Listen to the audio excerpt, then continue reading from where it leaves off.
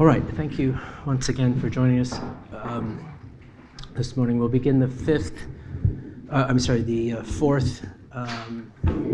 fifth. Okay, where are we? The fifth of our meetings discussions on based on the artificial metabolism chapter.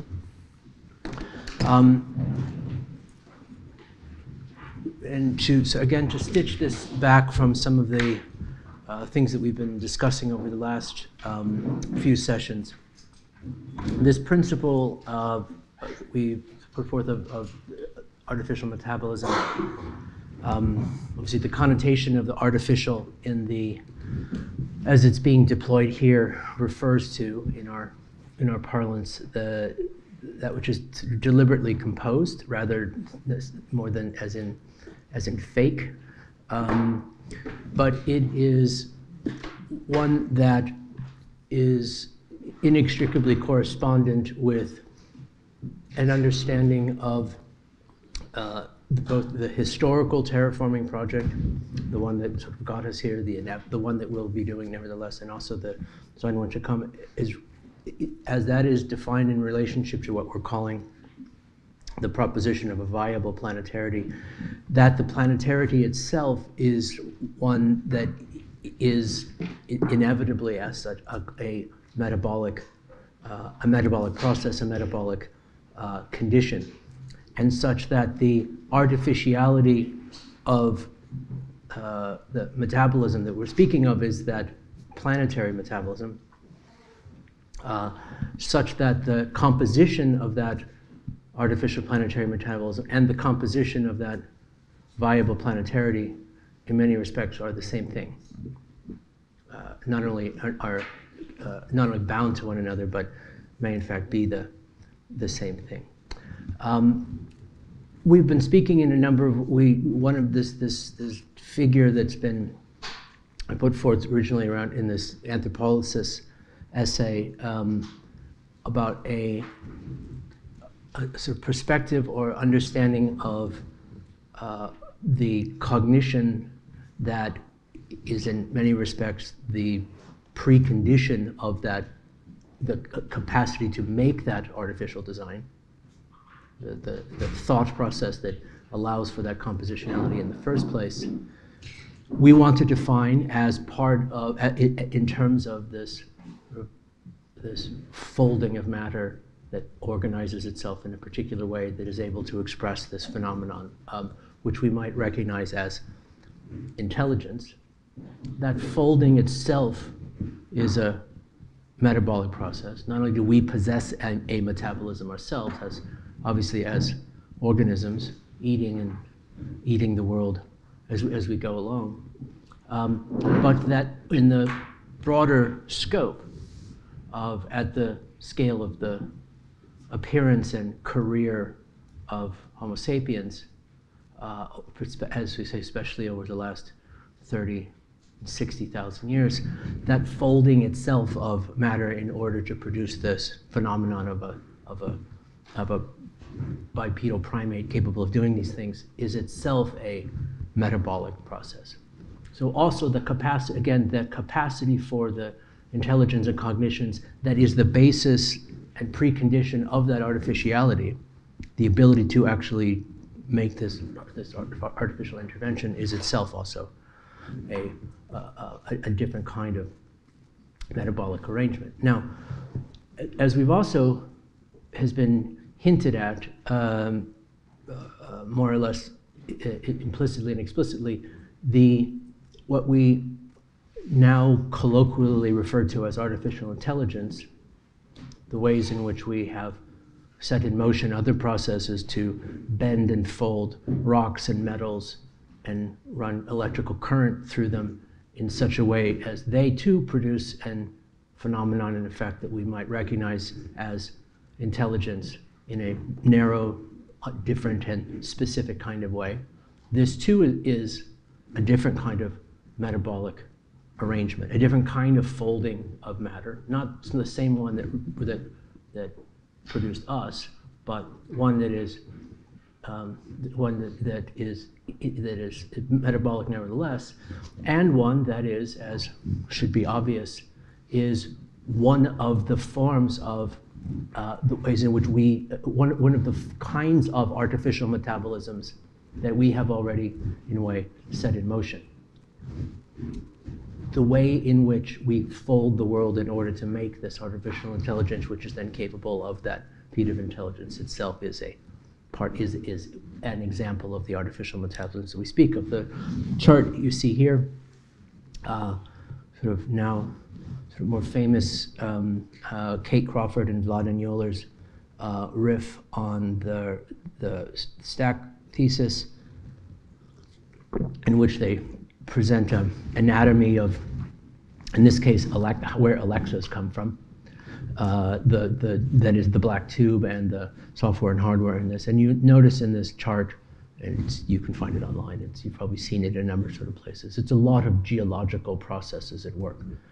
It's the identification, mining, sourcing, and movements of a lot of the mineral phylum in order to set in motion the process by which this black plastic tube of rocks with electricity in it is able to talk to you and reorder laundry detergent on your behalf, including a lot of the labor that may not be as obvious and visible as you stare at the little monolith in terms of training this system in order sort of to do what it does.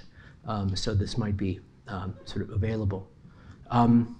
Certainly a lot that's both in and some ways left out of the diagram that they have here as well. But this is a kind of metabolic diagrammatics that is worth expanding further, even more for the reasons why what's left out of their model. And in many respects, almost anything you've ever encountered in your entire life or ever will encounter is also the emergent effect of similar kinds of geologic processes. But the point is, in just ways, that this first definition of artificial intelligence as a geologic phenomenon, as something that is set in motion by the extraction and mobilization of mineral resources itself, is a appropriate starting point in the ways in which it would force us to understand the emergence of our own carbon, organic-based intelligence along a similar sort of chemical phylochemical positionality, as we like. Now,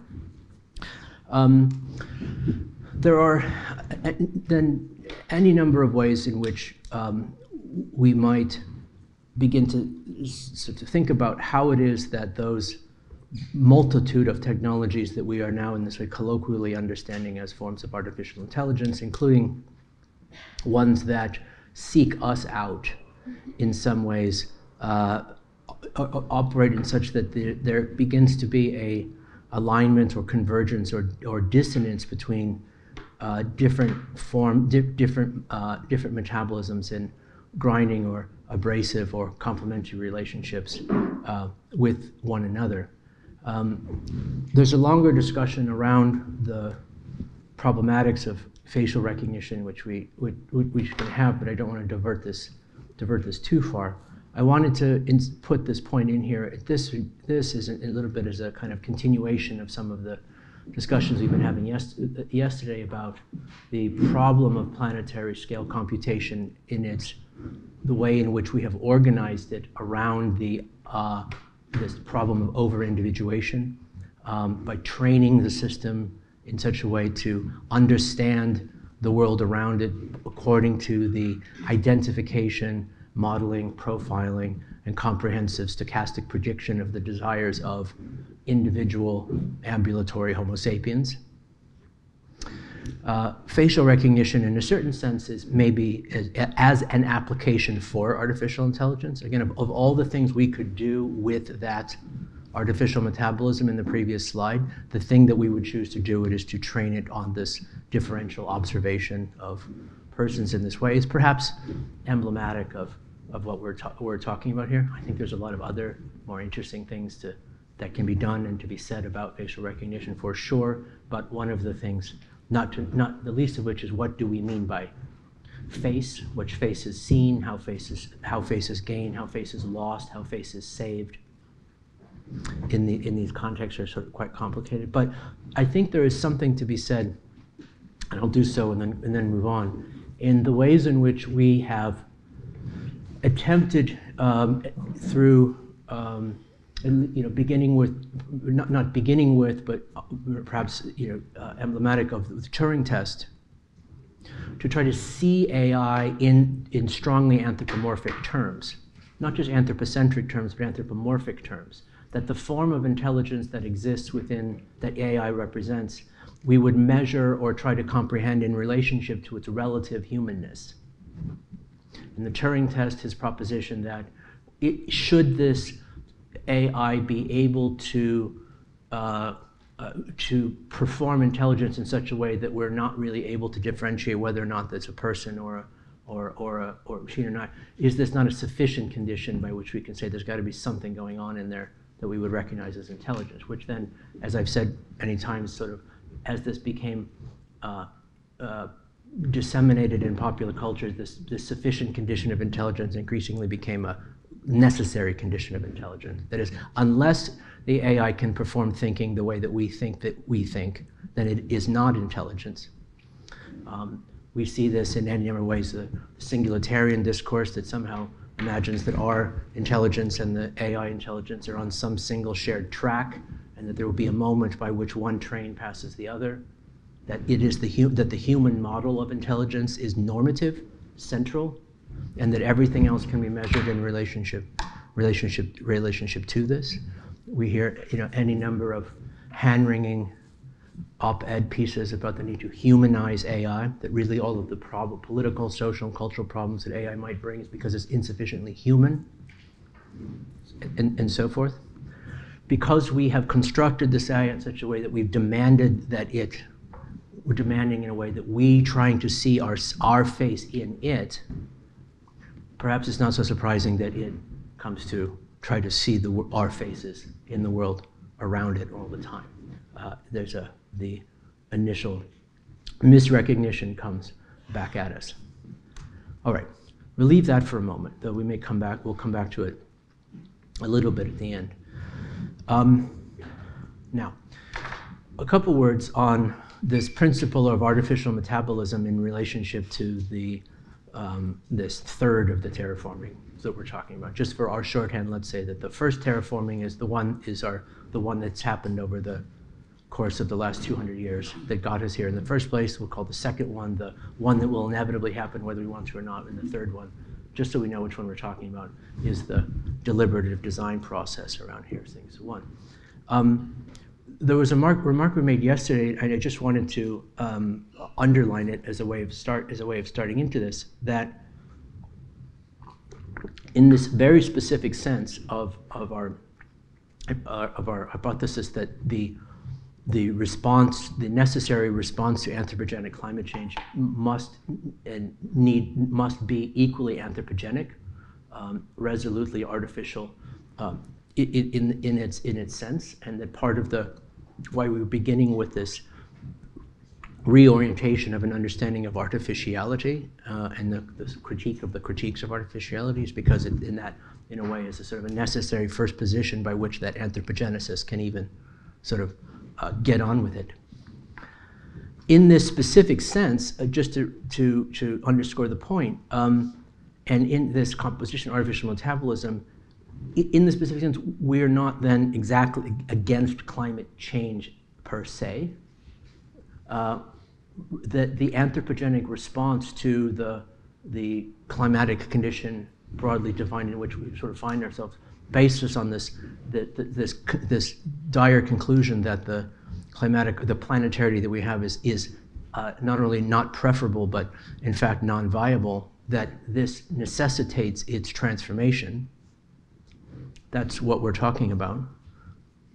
We can list the ways in which we would wish to bring about that transformation, but a transformation is not only in a certain sense inevitable. The transformation is the project itself.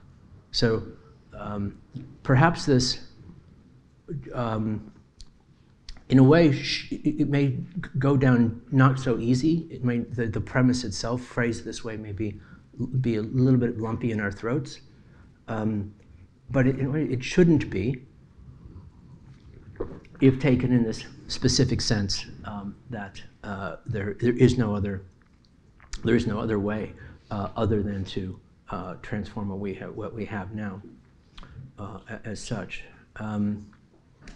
Which in those transformations work, as we've discussed, having to do, again, we're trying to identify this with these metabolic processes of energy flow, storage, digestion, and expenditure as a kind of model input into this as well. Pierce asked a question, raised the point, I think a couple days ago, around the scale of design that might be most appropriate or most interesting to this. And the response that I gave, I'll just repeat here, I think has to do with part of the definition, the working definition, the pragmatic definition of planetarity that we're starting with as differentiated from the global. The global we might sort of, in a sort of shorthand, think of as a kind of static picture, a static figure of the planet as like the blue marble image, whereas the model of planetarity that we're working with is predicated on the recursive relationship, the recursive cause and effect and interrelated relationship between operations that exist at very different kinds of scales. And it's that polyscalarity and the non-discreteness of these scales, which is again where we would differentiate this from the Eames power of 10 image of a discrete telescoping of scales in which each is separate from one another. The operations of one are relatively contained with one another. For us, what is interesting is how transformations at 10 to the negative 4 meters affect transformations at the 10 to the 4 meters. It's the movement across the scales that's actually the interesting part of this, and where we want to work, which is which should in some ways disturb other conventions of the internal and external, both for us and for our settlements, such that the metabolic flows between each of these, and as they cross those thresholds, they might do so in ways that are, in a certain sense, better aligned. And I mean this in the sense that part of the reason why the artificial metabolism we have, that we've identified in some way as sort of focusing on its pathologies of waste, heat waste, mineral chemical waste, and the rest of this as well, in this inversion of the Bataillean general economy thesis to a certain sort of extent, is possible because of this phantasmatic construction of an outside to which that waste supposedly can possibly go, which includes both the things like landfills, but also the atmosphere itself, in which, as we've discussing, the anonymity and invisibility and ubiquity of this heat and waste makes for its unaccountability in the most literal sense.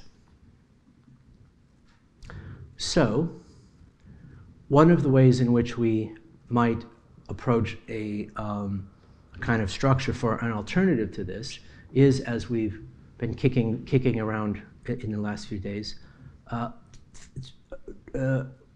way to imagine and set the terms for what that artificial metabolism might be that isn't so improvisational, that isn't so short-term, that isn't so furtive and spastic in the ways in which it transforms the world into energy and electricity for immediate uses, as if the durations of that metabolism are insignificant or invisible or unknowable, when in fact we know that they're not.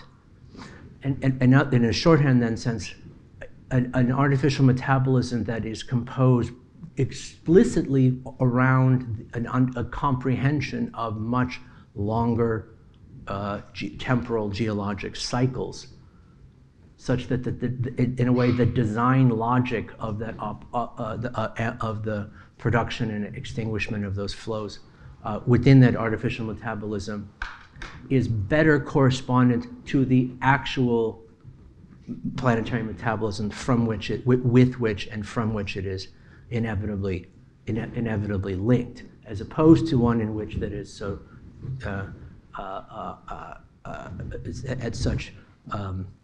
at such odds in scope and comprehension it is now. In other words, we want very long-term artificial metabolisms because the planetary metabolisms in which they're dependent are operating on those terms, and to a certain degree part of the problem is this disjuncture. So we might take then, just as a kind of arbitrary starting point, given the power of 10 maxim that we introduced in the last slide, a 10,000-year baseline. And in doing so, thinking about how it is that we may make sense or work with and model and conceptualize the processes of our energy production cycles as a core part of this artificial metabolism. Obviously, the metabolism has more to do with energy, but let's start here. There's a few things we can look at as sort of precedent early sort of attempts to do this. I discussed what is, I think, now a more sort of well-known, generally well-known project from the 1980s and 90s and a little bit before and continues around after that, that had to do with the planning around the long-term storage of nuclear waste in New Mexico and the composition of scenarios to try to understand how to secure this waste in such a way over what they had as a sort of 10,000-year span by which this security would have to account for.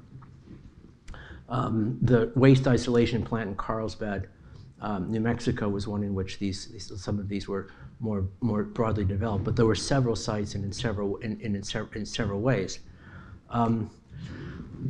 There's a film we'll send along to you as well. That one of the was done by one of the contributors and one of the people who made the film was Peter Gallison, who we will hopefully be meeting when we're in Cambridge. Peter was also, coincidentally enough, on the black hole astronomy team. Is a kind of interesting fellow.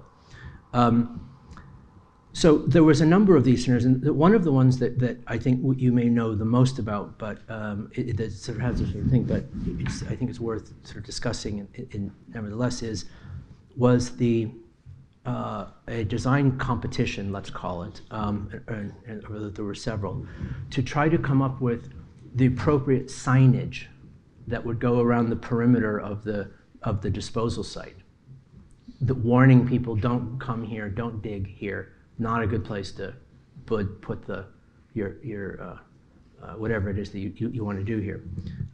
Over the course of the radioactive decay half-life of the waste there as well, which will give the sort of the 10,000. Much shorter than that, it probably isn't going to cause any other problems, but they had it at the 10,000 year. Now, in order to do that, you have to think about, okay, well, in 10,000 years, who's going to be reading a sign in 10,000 years? What kind of reading are they likely going to be do? Are they human? What do they know? What do they not know about what's going on in New Mexico at this site? Are they totally cognizant of it? Are they ignorant of it? What's going on? And quite clearly that immediately all of the sort of immediate low-hanging fruit, obvious conventions of how it is that you would signify danger clearly won't work. Where you put a skull and crossbones, well, they'll think this is some kind of royal burial site. they're going to find Tutankhamun there, so we can't do this. Putting the word danger in English is probably not going to work. Like a circle with a red line through it, like what does that mean to anyone who doesn't already know what this means? Like all of the ways in which you sort of work this out, what just generally don't work. So in order to even approach this problem of how you would communicate this danger, you really have to kind of start from like a really fundamental, a much more sort of further back first principles about how this process of signification operates in the first place. Now, this is a very real problem with very specific constraints that has a strong kind of resistance of the real built into the design problem. But in fact, because of this, because those constraints and because that resistance of the real is so profound, that's why it demands this more, sort of deeply original speculative form of design, which I've indicated in a few ways is the kind of ones that we're interested in here.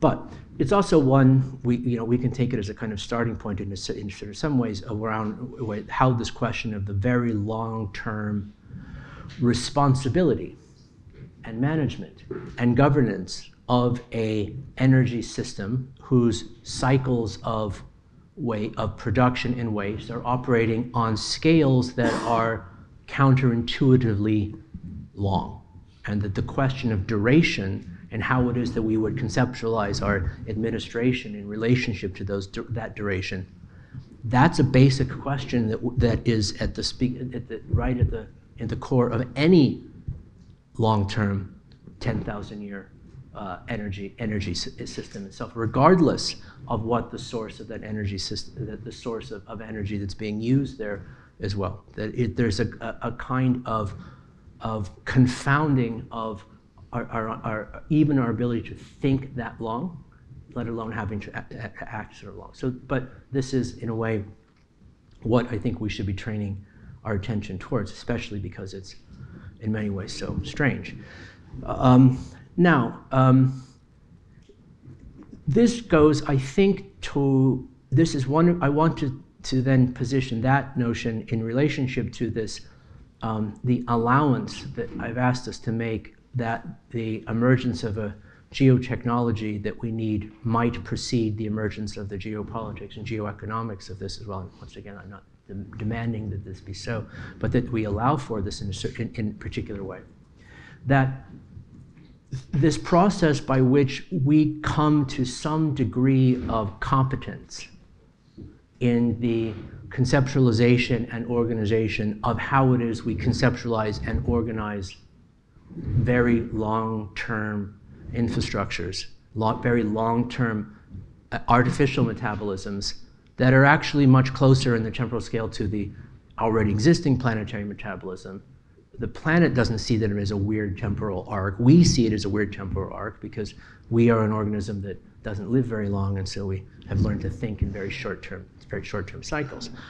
The question then, in a certain sense, is should we learn to think these cycles in a way that actually that actually is functional, that's effective in some sort of way as well? This would, by definition, constitute a transformation in our capacity for administration and governance of these systems. We cannot govern those systems given the way in which we understand, the way in which we operate now. We can't understand and govern those systems based on the way, including given the political and economic architectures that we have now. In order to do this, not only need to learn to think about how you make a sign for future aliens, there has to be ways in which what is the administrative and an institutional process, and what is it interested in, what is the object of its governance that would even make that proposition possible in the first place. And it would be one that is, I would hold, is probably quite different than the ones that we have now. This is one way in which this premise of the emergence of a geotechnology that we need would force into existence a different kind of governance structure, because, in a sense, not out of idealization, but out of de facto practical necessity. Now, we talked a little bit about. I talked a little bit about the Russian example as a couple of our projects in the last program dealt with Russia as this kind of terraforming process, the emergence of the Russian nation and Russian state in relationship to this physical transformation of the ground. So another question we might ask in this sense, in that kind of parallel, that sort of parallel structure, is what then would be that form of what then would be that what we might call it the geopolitical architecture or geoeconomic architecture that might emerge in relationship to and in correspondence with this geotechnical initiative that we're working with here.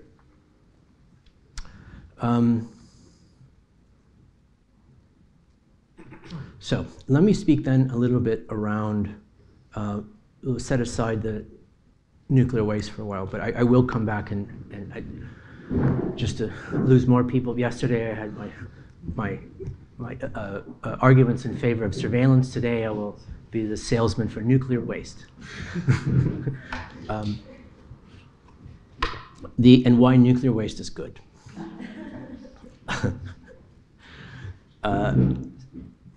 So to even approach a sort of plan, so a few things we're also sort of talking about. In thinking about these, how do we might make some of these chains, the anatomy of AI chart that we have here is essentially a diagram, is a one-way diagram.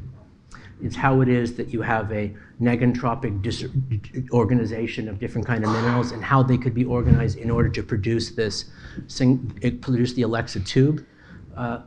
Among a lot of the things that are missing from this diagram, the other part of this diagram is what happens to the Alexa tube after it's been used for a few weeks and months.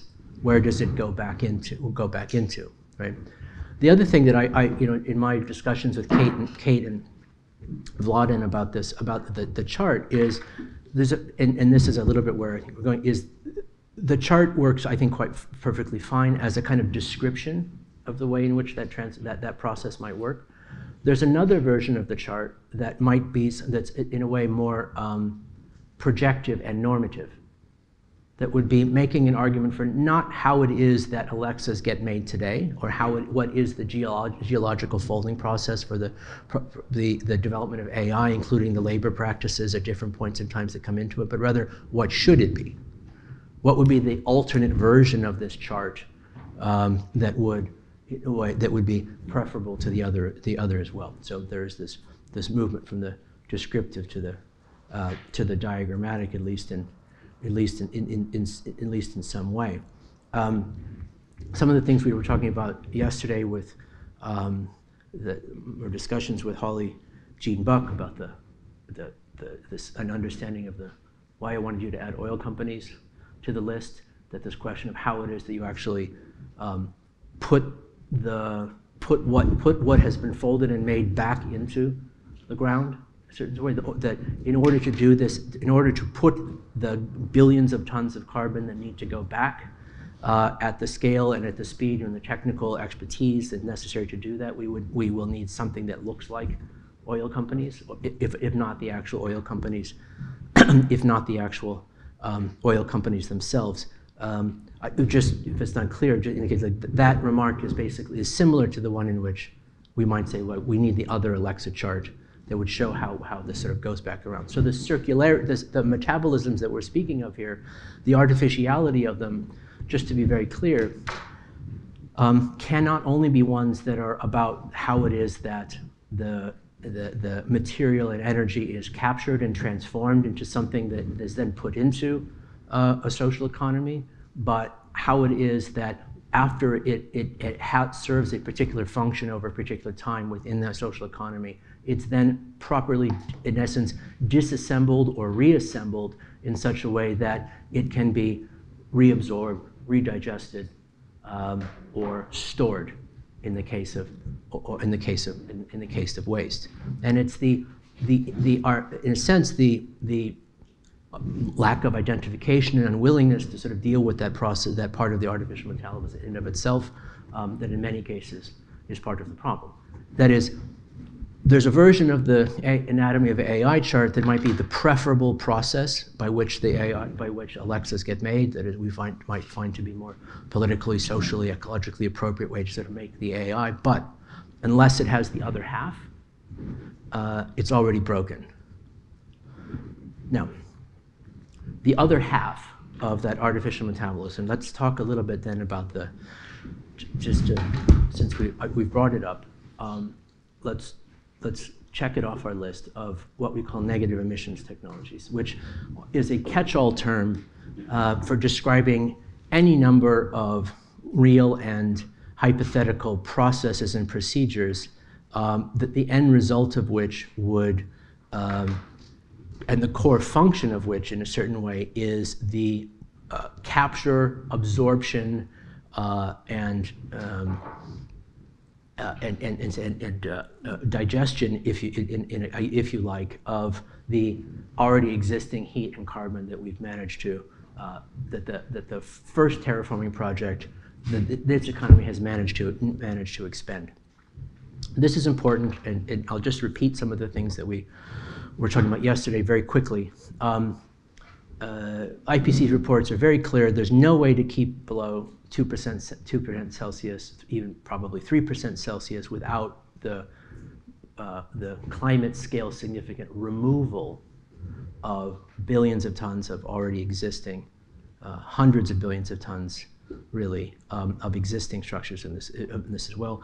The mechanisms that we would need to do this, whether this is direct air capture, whether it's other forms of subterranean sequestration, so forth and so on, not really, again, part of the headline of the way in which we're dealing with this. There are a lot of technologies that work in the laboratory scale, but as I was asking the other day in relationship to this question of the modes of climate activism that, there's been modes of political activism that have been focused on the need for core research.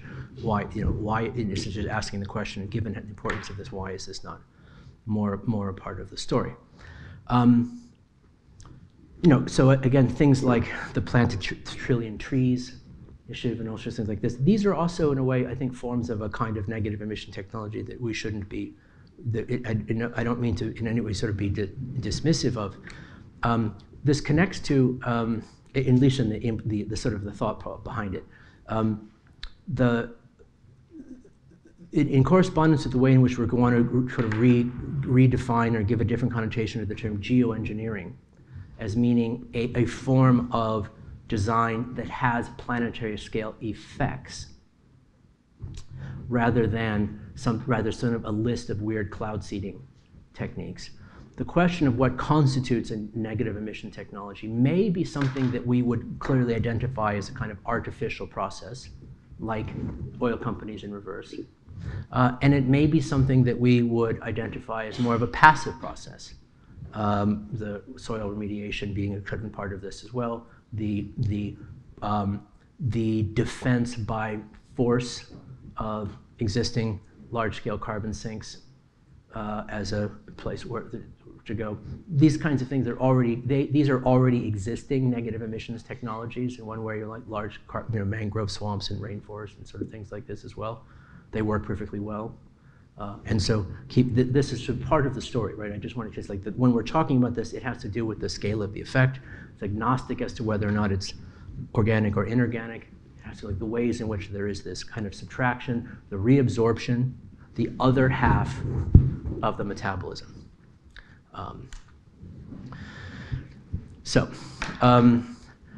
As I indicated, with one of the issues with the existing trees system and the plant million trees sort of things as well, as they have relatively limits of scale, which you can reach relatively quickly. You can have a trillion trees. There's a certain amount of carbon that they can absorb, and once they've absorbed it, they're just like they're a giant. They're a tinderbox. That you've got this Australian sort of thing. Also, you can, in order to actually absorb the hundreds of billions of tons of carbon that we need to absorb, you would need to not just cover the entire Earth with trees. You would need like 11 Earths covered with trees in order for it to actually add up to this. Well, it's more than 11. I just made up this term. It's like this, but it's several. The point is, like, that's nice. The math suggests that that's not nearly enough to where we would sort of need to do. But I want to introduce this here, that part of these quote passive methods are a really sort of important part of this. But more generally, we need to really be more focused on what we call these waste carbon conveyor systems that operate at the same scale of today's oil production infrastructure, in a certain sense in the same way, but in reverse. And so as a shorthand, you can think of it as sort of by carrot or stick, we need to transform those oil concerns into things, instead of absorbing it, into things that now absorb and store carbon that they had previously liberated. And again, if not them, then something that looks a lot like them. And if you have another idea where we can find them, let us know. So then to what we call geoengineering. And I have this in scare quotes rather deliberately because I think the term really needs a remake. And I hope that by the time by the time the program meets next year, it will have been already replaced by something else. Not only because it's not super, it's some of its very specific connotations of engineering implies a kind of I don't know how to put this, a kind of control over a clear mechanistic system that is not possible or necessary to be possible with the kinds of geoengineering processes that we're talking about. You don't need, there's no way in which we learn how to compose the planet like we learn how to compose a transistor radio or a carburetor, nor is this even necessary. However, there's no way around the fact that the artificiality of the artificial metabolisms that are necessary for the terraforming to come are not ones that are also operating not only in greater correspondence with the temporal scales of existing planetary metabolisms, but are also operating at the spatial scales of existing planetary metabolisms. This it seems quite clear, is whether it seems aesthetically attractive or not is a kind of is a starting point that would be difficult to avoid. Now, obviously, as well, the term geoengineering, you were to ask we do a survey in the subways, not exactly something with a whole lot of positive connotations. But again, what we are interested in is something that exists at the scale of geoengineering. Just as you sort of go through the history of what's been called of geoengineering, you find all kinds of weird and amazing things. One of my favorite was a project called Atlantropa, some mix of Atlantis and Utopia, I think, which was a 1929 proposal by the German architect Hermann Sorgel, which was in essence approved and budgeted and was supposed to go ahead, and then other issues sort of made their way. But the idea was basically to build a dam across the Strait of Gibraltar, which would look something like this. And that dam across the Strait of Gibraltar, going back to the hydroelectric plant in Ethiopia that someone mentioned yesterday, purpose of which would be to provide power to Africa and to, in essence, merge Africa into the broader European Lebensraum. There's a version of this, I should have in a 1950 novel, as I mentioned in the book, called The Flying Station, of a Soviet science fiction writer, in which it's not the Nazis who build it, it's the socialists who build it, and the Nazis fuck it up in the story, in sort of here as well. Now, schemes like this are one thing. Not necessarily what we're recommending, but in a certain sense, what it means to conceptualize the design at planetary scale probably does mean being attentive to the possibility of the necessity, that means not only designing at temporal scales that are alien and alien, inconvenient, and discomforting, as we were talking about with the nuclear waste disposal site, how difficult it is to even comprehend a 10,000-year arc and what they would sort of mean, but spatial scales as well. And the fact that it seems bizarre is not to be, does not immediately disqualify it. I don't recommend this one, however. More generally, though, if you just sort of, if you do a Google search for geoengineering, what you get is not a discussion of the need for the composition of artificial planetary metabolisms and the destruction, the development of negative emissions technology scale, but mostly articles about chemtrails. And so the term geoengineering is a big part now of the various chemtrail conspiracy communities, and that has come to be a kind of shorthand for the thing that they imagine that the government or the Illuminati or whoever is doing to us through the airplanes in the sky.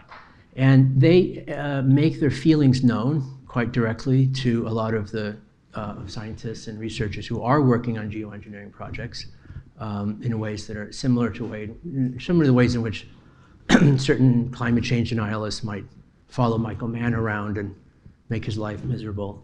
So too, David Keith, whose book we were reading, hopefully meeting when we're in Cambridge, has to spend a lot of time talking people down about why this is in fact not what he's up to. I don't know, the chemtrail thing is kind of interesting. It's absurd, of course, but there's a way in which it's kind of like they almost got it. They almost figured it out. Like they look up in the sky and they see all these airplanes flying along in this huge thing. Think like there's some connection between air travel and climate climate transformation, but what is it?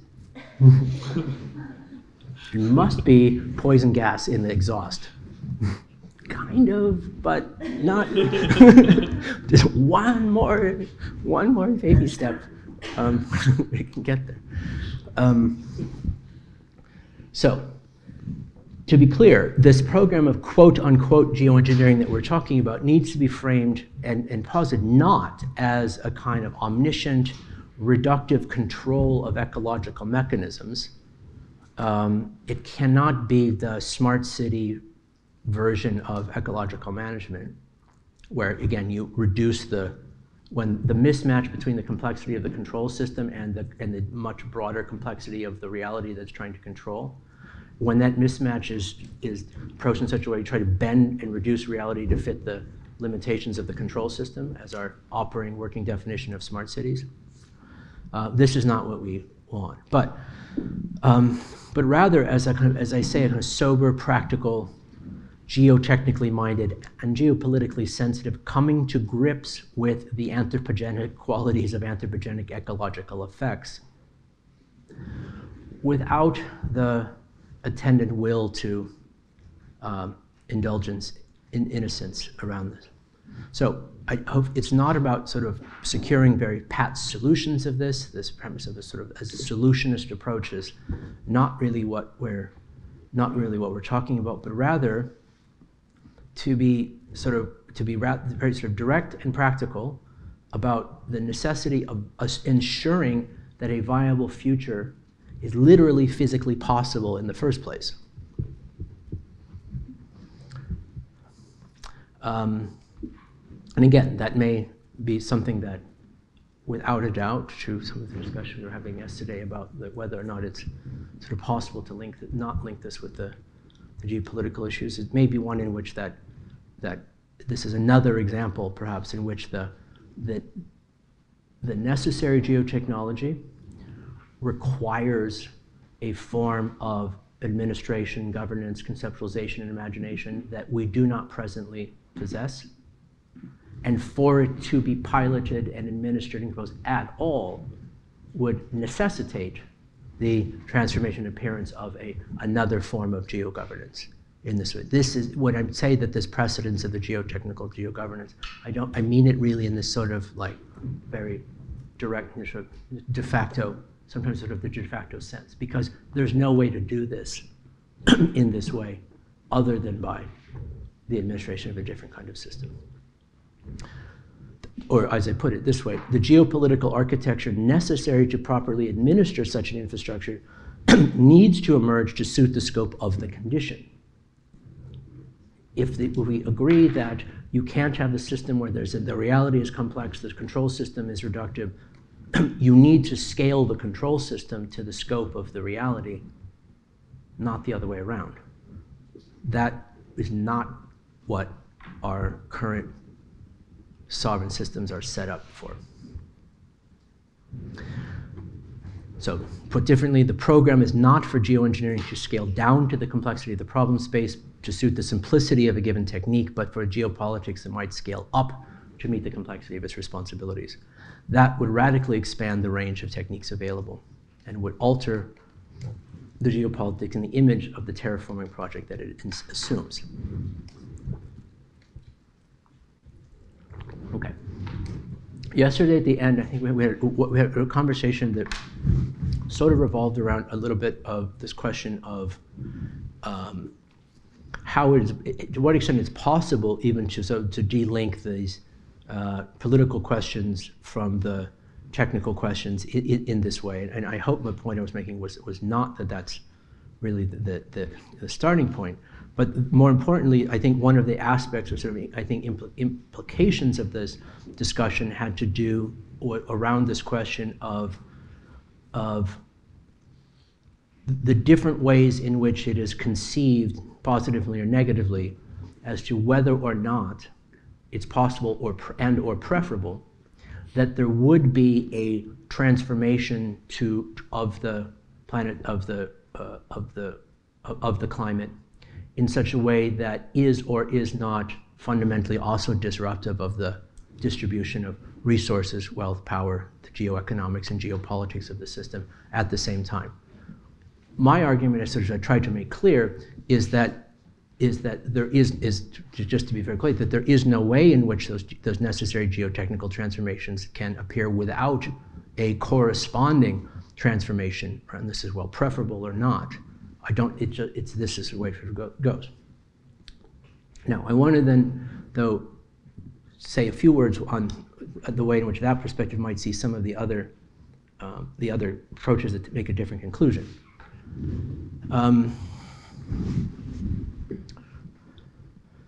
There's certain, as we're all kind of aware, in the last 5 or 10 years or so, there has been an explosion of genres, of subgenres of ecological and climatic-based work in the humanities.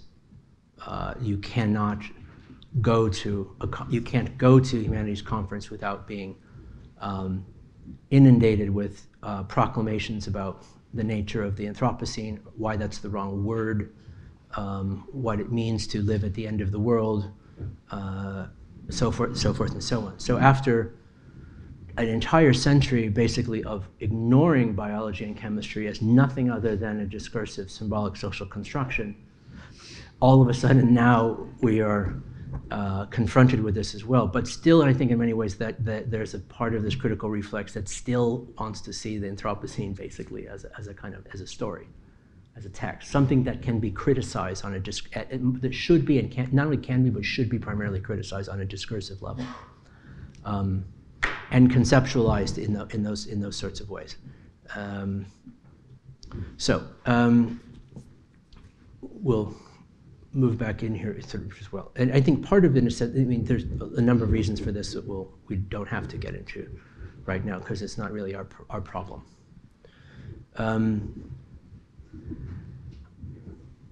Let's see, we need to, okay. Sometimes, when I get deeper into discussions with some colleagues whose work is rating around serious issues, and sometimes it gets around this question of what we might, around the scale and scope and location of some of these structural transformations. Sometimes it's quite clear that there is a deep and there's a profound and sincere worry and concern about the possibility or probability of forms of a kind of imminent collapse and what a world will look like to come. And this brings any number of sorts of forms of malaise with it. And it's clear that the people we're talking to, that they're deeply invested in trying to figure out how to ensure that that collapse does not happen. Sometimes it's not so clear that collapse happening is exactly what they're trying to work against. There's sometimes a little bit of a sense that maybe a little bit the collapse is kind of the point for them, in a way that is opposed to really preventing it necessarily a kind of, not necessarily hastening, but it's not understood entirely as bad news. Sometimes this it comes with a sort of all the forms of ways in which people have always cultivated prestige by declaring the end times, but that's a different kind of story. But what I'm going to do this way, not really in the humanities so much, but for some the scenarios like Cormac McCarthy's The Road, which we'll take as our sort of collapse scenario, is not so much a dystopian parable, like that's the worst thing we need to prevent, than a kind of prophecy of the end of the world that might actually be, as I say, a welcome return to some kind of natural primitivist equilibrium, like that's the way it should have been all along. A deserved final judgment for a culture devoid of value. You've fucked it up this bad, this is what you get.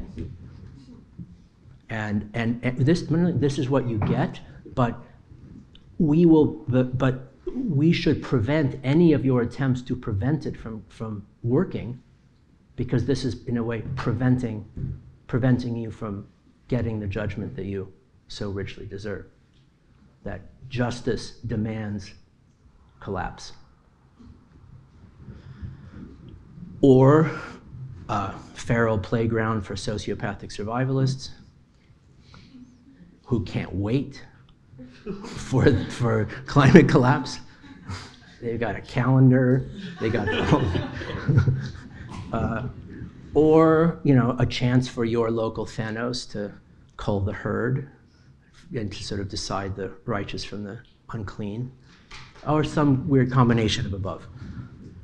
So now, these are all quite different perspectives, and they all have their own forms of kind of nuance and approach, and they're schematic, to say the least. There are preppers, and then there are preppers.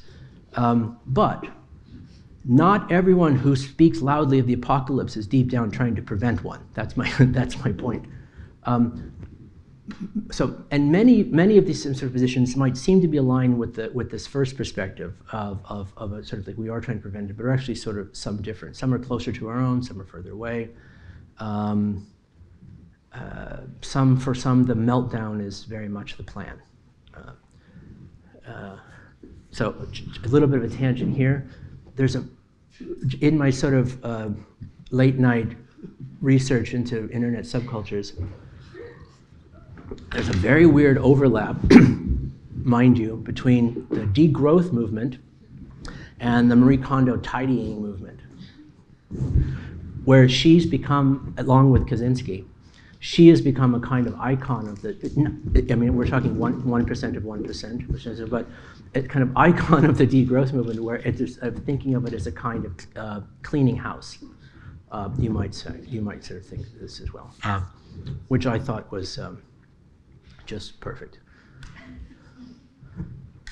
Okay, so let's be more specific about it and show what we mean here. So, because now we get to a place where there's some more meat on the bones here. For some, a large-scale technical transformation can only happen if an equally decisive political and economic reformation precedes it. This is a reasonable perspective. That the only way in which the necessary geotechnical transformation can take place is if beforehand, precedent, that there is a political and economic transformation that would allow it to take place. That it's one that thing cannot happen with the other first. And so therefore, the inclination of the deployment of this technology, absent of that precedent transformation, is something that not only should not be met with a great deal of enthusiasm, but perhaps even prevented, because it may get in the way of that transformation, which would be necessary for the real deployment later on down the line. Not unreasonable.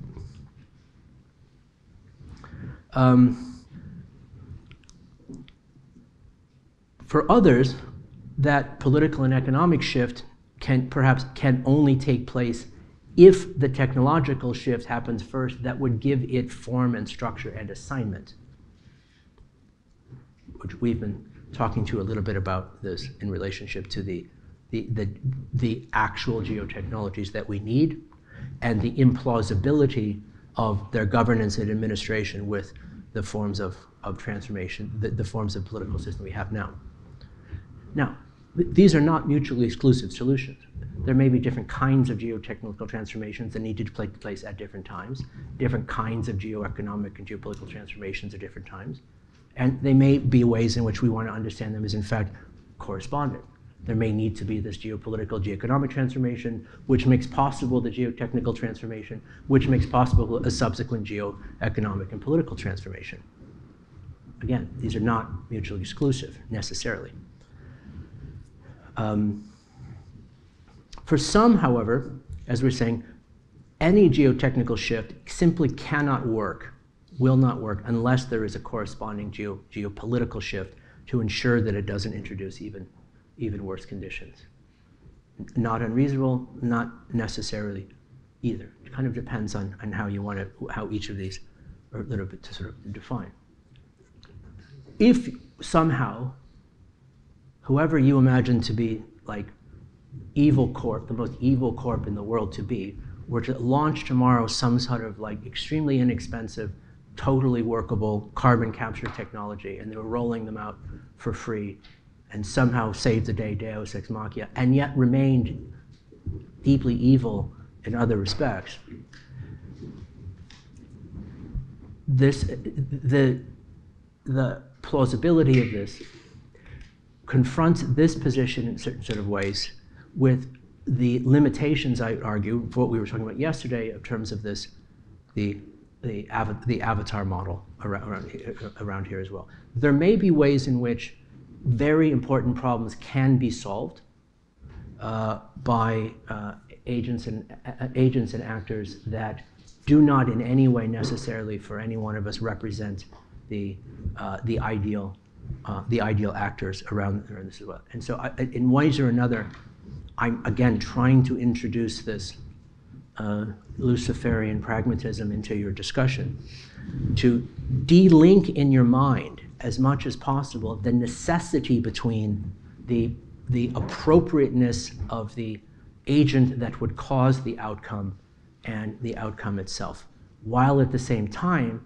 holding that the outcome that you need may in fact require very different agents that we have now. All of these possibilities can be, in essence, held in mind at once.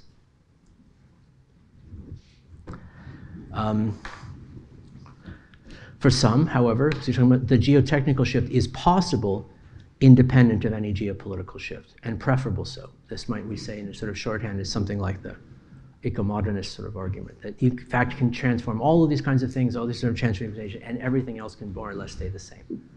And this isn't what and this would work very well to prevent some of the scenarios that we're talking about. Again, not our point, but again, not insane either. Now, for some, that latter, that it is possible and even preferable to a certain extent that you could introduce geopolitical that if you can introduce geotechnical transformations without a fundamental transformation of the geopolitics and the geoeconomics, then it makes the interest and focus on geopolitics irrelevant. That would be an implication of that position. While others would, from that same scenario, would draw the opposite conclusion. For them, even if a geotechnological, here's the thing, even if a geotechnological intervention would have those positive effects, would work to ensure that the viable planetarity even happens in the first place. It is irrelevant or tangential without some fundamental transformation in the global social structure, or even worse, it would serve to depressurize the crisis in such a way that it would serve to concretize, strengthen, and fortify an unjust state of affairs. And that's unacceptable. That makes sense? So there's an argument like it can't work without the fundamental change, you can't do the technical without the political transformation. It's just not possible.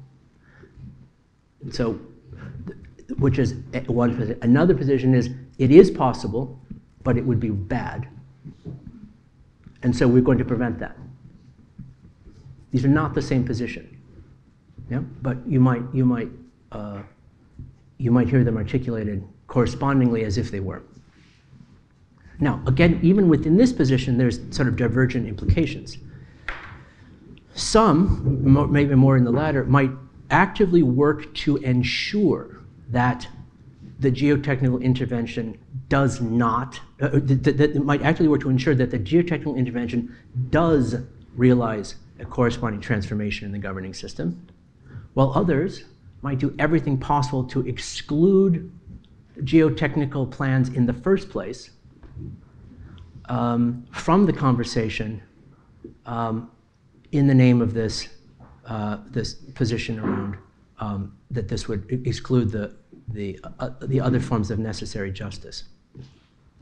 Because it is possible for the geotechnical transformations to have this effect without changing the geopolitical structure, and that is unacceptable, we will prevent those geotechnical operations from taking place in the first place, because there is this structure. Again, this is another, not the same as one before. And again, we may take some time unraveling some of these as well. For the latter, the ones who find themselves in the position of actively attempting to prevent what identifies a geotechnical transformation based on the presumption that its success is likely enough, and that its likely success is one that would not transform the social, geopolitical, and geoeconomic circumstances along with it.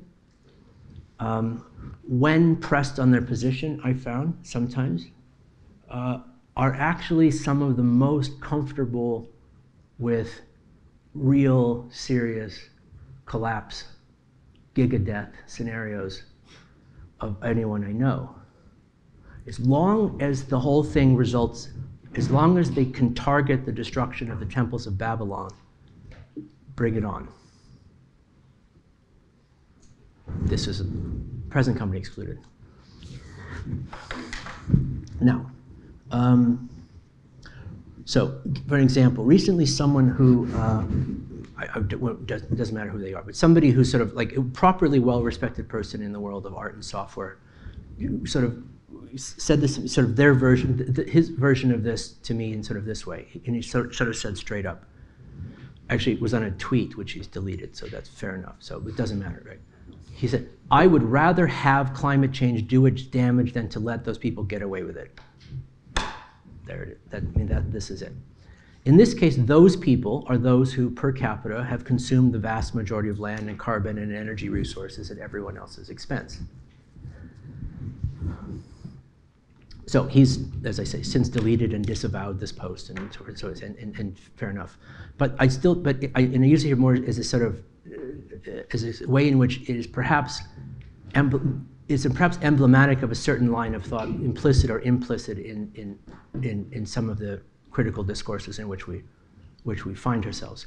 And I understand the rage behind the sentiment, but it should go without saying that the billions of people now living and yet to be born, whose lives may depend upon those interventions succeeding, might calculate the ethical algebra a bit differently. and what constitutes the term and site of the intergenerational responsibilities that could be seen as the basis of justice.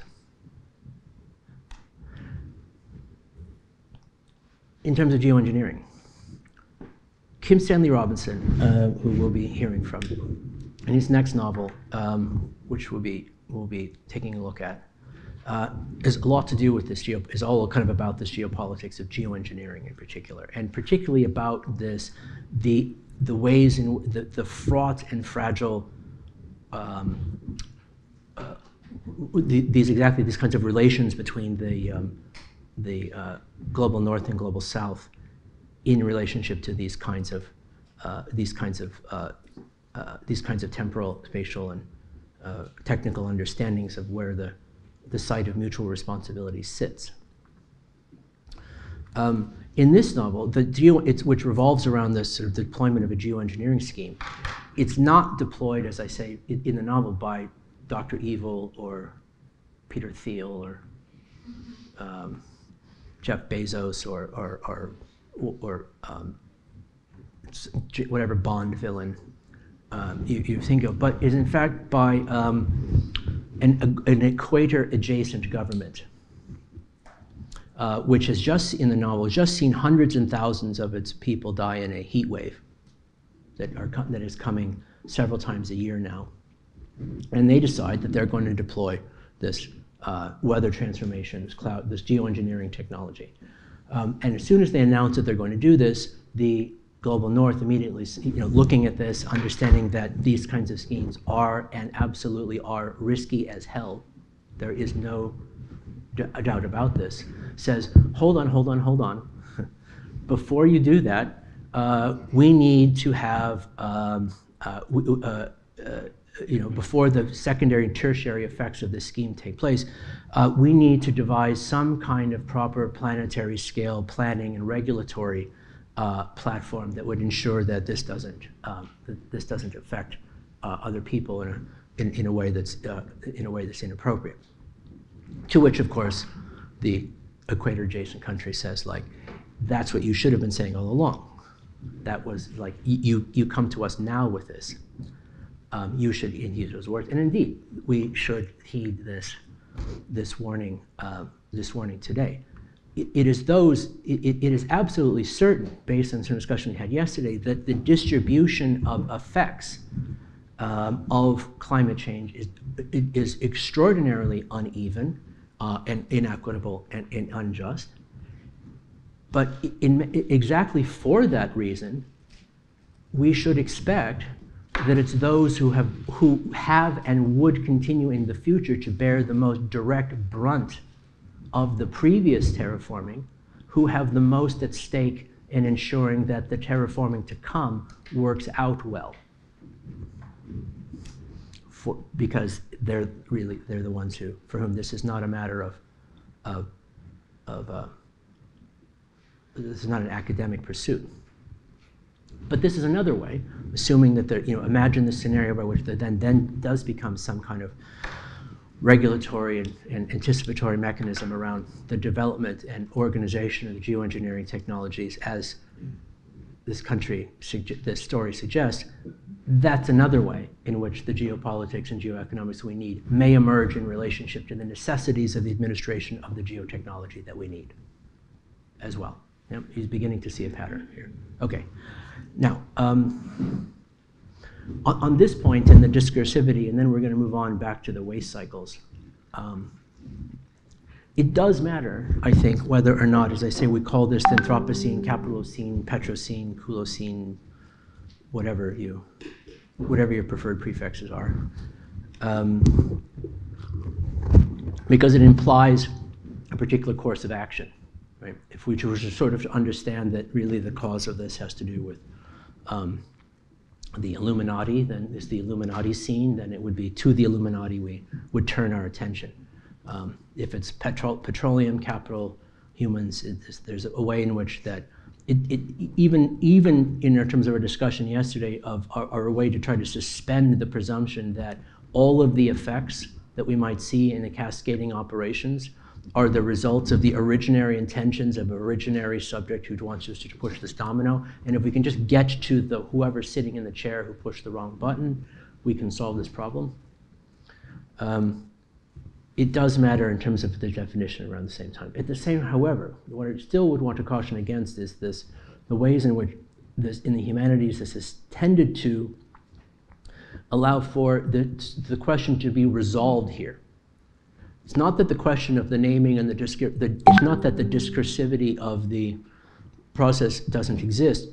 It's that the analysis and contribution to the understanding of the process, and even more importantly, what happens next, cannot be satisfied with this moment of the discursive routine, in which it ends up sort of trying to, as we all know, kind of sort of debunk every possible plan or program or platform according to the way in which it might map different kinds of relations within it. This hyper-discursivization of this process is, to my way of thinking, not a tilting towards justice, but rather a kind of nihilism.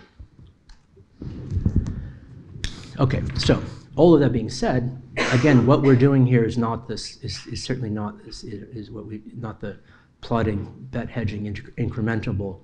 But again, that the emergence from the emergency not just implies the notional possibility of a scrambling, resorting, and replanting of our infrastructural systems, especially as couched as a project of urbanism and geographic design. That's in fact what it is. It doesn't just employ this as in fact. That's in fact what it does.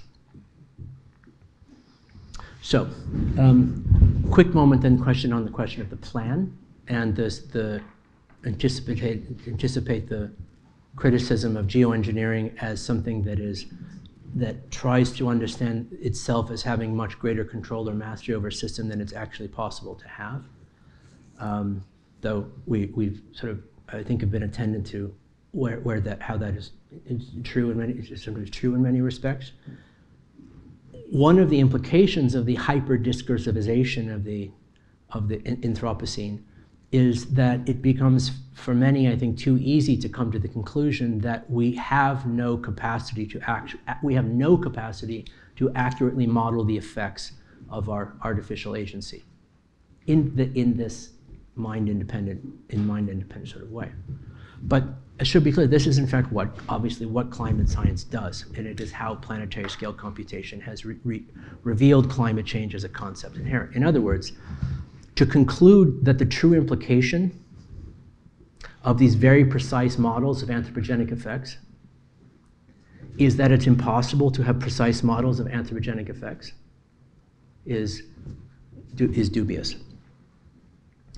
And I think to claim that we have no agency or responsibility to act is a way of really deferring responsibility rather than specifying it. Okay, very quick sentence onto the parks, and then we'll get to the waste. The question of the scope and structure of the urban in relationship to this, I want to go back to this point that we spoke to yesterday a little bit about in relationship to the half the earth park concept here as well.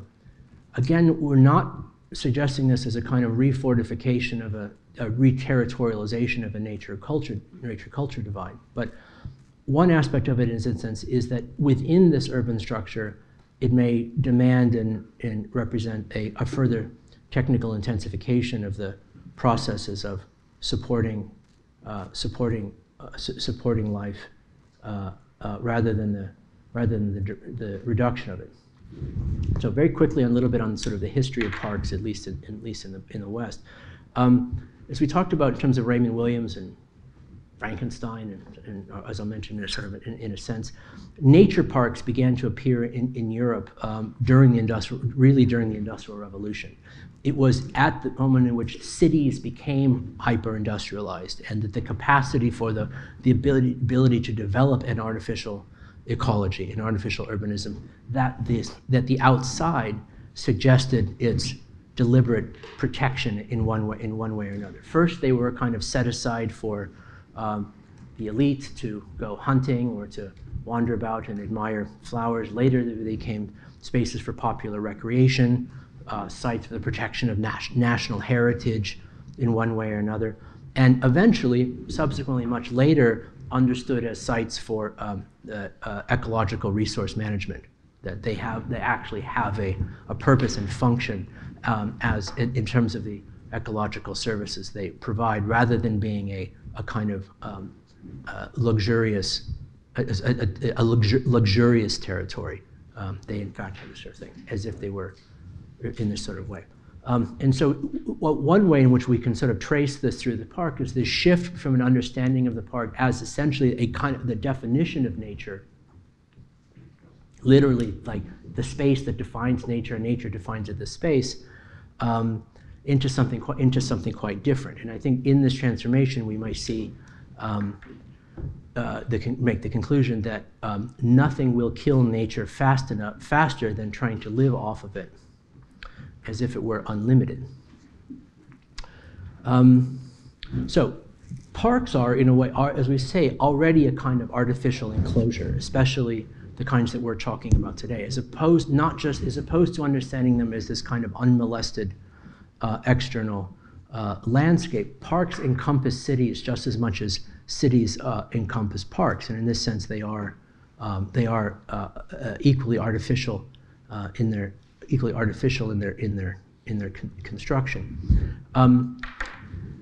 But to that moment, again, to which that the composition and reterritorialization of this nature culture at the beginning of the park, which we sort of take forward a little bit. So an example here, this appeared in 1918. 1918 is when Mary Shelley publishes her novel Frankenstein, which is probably the kind of the central text in many ways for how is that European industrial culture begins to try to make sense of the ways in which it is menaced by the insights and contradictions and confusions and eventual monstrosities of its own anthropogenic agency onto and within a quote-unquote nature which is no longer innocent. Angry, in fact, yells back. This is from the first Frankenstein film, early 20th century. In the novel, the monster speaks back and makes demands on its own, but in a way sort of puts the whole enterprise in question. And so in 1918, the idea that humans would have this capacity of anthropogenic effect to recompose the world in such a way that it could make these forms of sort of substitute versions that may appear angry and monstrosities was seen as a kind of Promethean quest, the subtitle of the book, A Modern Prometheus. By 2020, however, it should be taken more as a given than a Promethean structure. So Stan is also one of the advocates of this half-Earth thesis, and will be, I'm sure, be one of the things that he'll be wanting to talk to us about in one way or another. The Guardian has a special talent in taking sometimes well-thought-out articles, and someone else writes a headline for this article, which turns it into something quite different than what was originally intended. Let's put it that way. It's happened to me. The last thing I will ever write for them. Nick Chernacek was time where he wrote something about platform companies that had some other title that was basically like the opposite of what he was sort of saying, and then he basically spent 10 days on Twitter sort of walking back someone else's stupid argument. So when Stan Robinson published this in The Guardian, he spent a lot of time explaining that no, I'm not Thanos, that the purpose of this is not that we need half the number of people that we have now. That the argument here is not to empty the earth of half of the existing humans. but rather the existing humans should be on half of the planet. And I'm not exactly sure whether the person who wrote the headline actually, but maybe they made that, maybe they thought that is what he meant. In any event, the comments on this were super funny on how this would sort of work itself out, and I'm sure he'll tell us about it. Okay, now to the gist of it, and what we're going back to where we started with this deep time infrastructure, and how it is that in many ways some of the geotechnologies we need maybe and the corresponding geopolitics need to be attentive to a very different kind of durational cycles, and it's the attention to these durational cycles and spatial scopes that are necessary, and the ways in which that they confound and confuse and stretch the boundaries of our sense of our own anthropogenic agency and the limits of our own self-conceptualization, perhaps in ways they did similar to in 1918 for Mary Shelley, is where we start. But to this point, that these systems would operate over centuries, millennia, that you would have 10,000-year wave cycles should be taken as the premises as a given, as a starting point, not as a scandal. We want deeper time energy infrastructures defined by how it is that we and the planet itself actually absorbs, produces, distributes, stores, values, meters, captures, restores, recycles, and dissipates the energy that we use to power everything. And so perhaps perversely, this question of the intergenerational ethics, and I was trying to rephrase this question around climate justice in relationship to intergenerational ethics, sometimes seems to work a little bit against its own implications. As you'll see, sometimes real direct accountability for discrete and dense waste invites people to believe that they would be better off, they would be better keeping their own hands clean, that they would ensuring the ethics of their position in such a way by refusing it and thereby not signing their name to the decision, which would include all of the subsequent implications for the future that may prove problematic should this, in terms of whatever happens to this after they're gone. And explicitly, the intergenerational ethics of this is invoked. It's like, because I cannot be responsible for what's going to happen to the next few generations, I will refuse the authorization and legitimation of the proper administration of this waste. Perhaps a way in which the ethical vocabulary can trip us up in some ways as well.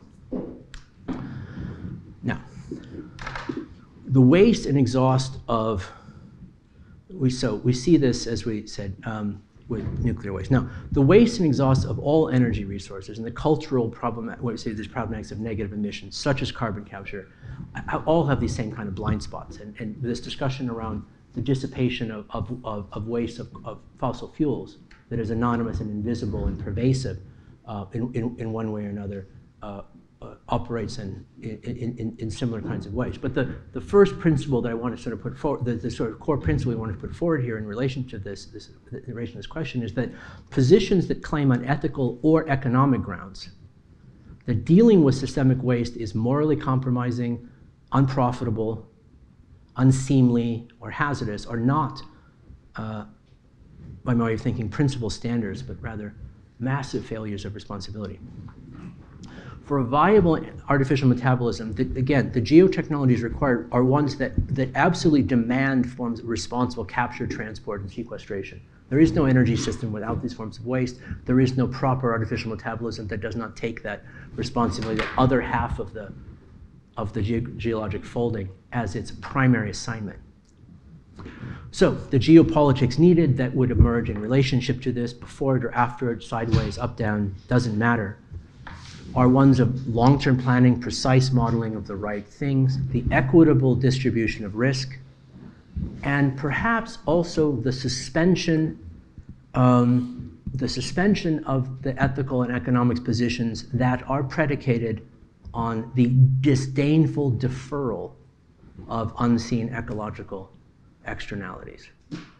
By not becoming a signatory, by not authorizing legitimacy of that management, that you withdraw potential negative responsibility as the basis of ethical position should be seen as something quite different than it is. Now, what do we, energy systems.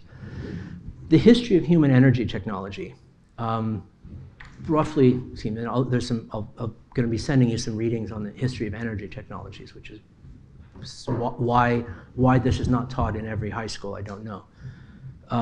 There should be, physics, chemistry, biology, energy, like why we don't study. Anyway, in general, long story short, cut to the chase, spoiler alert, it's the passage from, the use of energy is the passage from materials with a very, very high volume and low energy density, like wood, to ones with lower volume and higher energy density, like coal, to, in principle, ones with very, very small amount of volume but very, very high energy density. And the elements possible from this, from which, in principle, with a very low amount of volume and very high energy density, the energy that could be released from this material, especially if you're zooming down to the release of the energy at where it is held most densely at the atomic level, you would want to use this in order to power this sort of infrastructure, not necessarily directly, but perhaps hook it up to steam engines. So you can release the energy from this very dense material, which could, I don't know, boil water, which would move turbines, and then you can make electricity, which is basically how your neighborhood nuclear power plant works. So, but the waste that this produces is also quite discrete. Instead of being broadcast into the atmosphere, invisible and indistinguishable as it is with fossil fuel plants, it is in fact, where it is, in fact, it's also stored. Like we are storing the waste of our energy systems, we are just storing it in the sky. And we're storing it in the sky in ways in which it sort of moves around. Again, for generations, right? That CO2 is going to be there will be there for, that 10,000 year cycle. It will still going to be traces and effects of all this while. Instead, energy production waste could instead be captured in an equally dense form and administered according to the scope of our commitment to the proper temporality of the artificial metabolism. If this were successfully planned and executed, and not treated as a sort of series of unwanted happenings, it would in fact do a lot to prevent the runaway energy waste that we now take as normal. Right, which should be nothing but. This is yellow cake uranium, by the way, from Niger. So there's lots of things you could power Ethiopia with other than a dam. Now, so we all know nuclear energy, and again, I'm using this not so much just to try to like sell you on this one solution, but rather to use it as emblematic of the complexity and difficulty with which how large of a rotation is necessary to actually sort of really get to the understanding of the forms of artificial intelligence we actually need. Nuclear energy is a kind of like a Rorschach ink blotch. It invites highly creative readings about what it is, what it means, what it's for, how it works, where it's present, not present. It invites ideas that may tell us a lot more about the observer than the reality that is observed. It's not the only thing that does this, but many sort of do. And lots of smart people are not sure what to think. And it's not surprising that that's the case.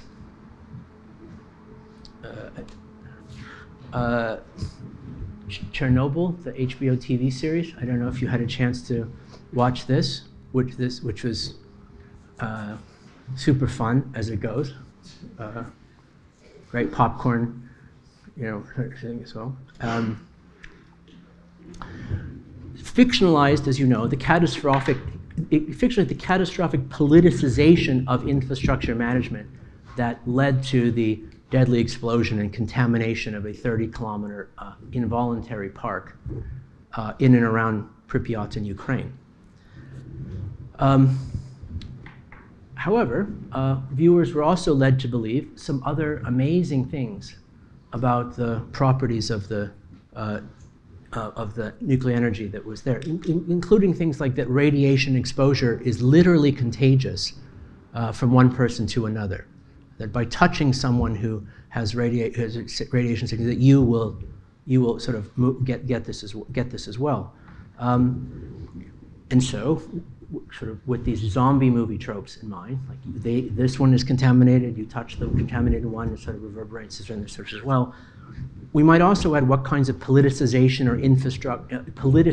of infrastructure is entailed by the representation of nuclear energy in this way. Now, by no means, just to be clear, by no means am I suggesting that all anti-nuclear positions are somehow invalid or delusional or populist or any of these sort of things as well. But as others have sort of said, we do have to seriously ask the question of what it means to foreclose the costs of moving towards a very low carbon baseload form of energy for reasons that do not always withstand even basic scrutiny. Why is that? Given all that we know about the stakes, given all of the time and attention and energy we take to conceptualizing the alternatives, how is it that in this one way there's a particular thing that by a certain way of thinking could have a tremendously effective direct effect on the contributions, including making the necessity of hydroelectric dams in Ethiopia less viable? Why is in this position than it is? It's worth the question. So, in one of the years of the New Normal program, the New Normal program, we went to the Fukushima exclusion zone in Japan. Some people were a little bit nervous about this. I tried to show people that, like, look, you're very likely to receive more radiation on the flight from Moscow to Japan, Moscow to Japan, than you may be exposed, especially if you eat lots of bananas along the way. Bananas have a lot of radiation in them.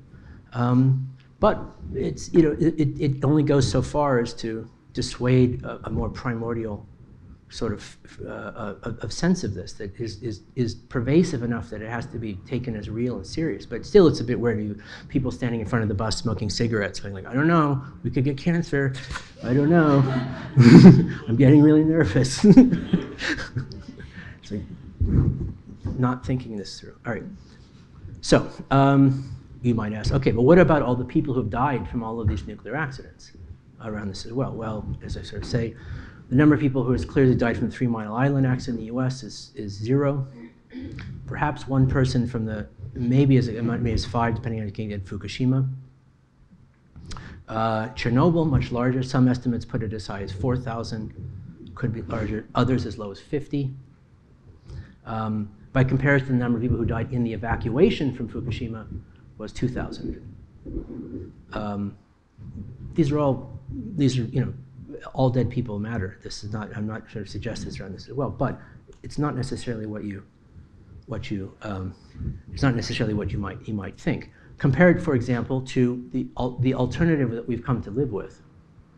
The number of people who die prematurely from coal and other fossil fuel ranges from 3 million to 4.5 million per year.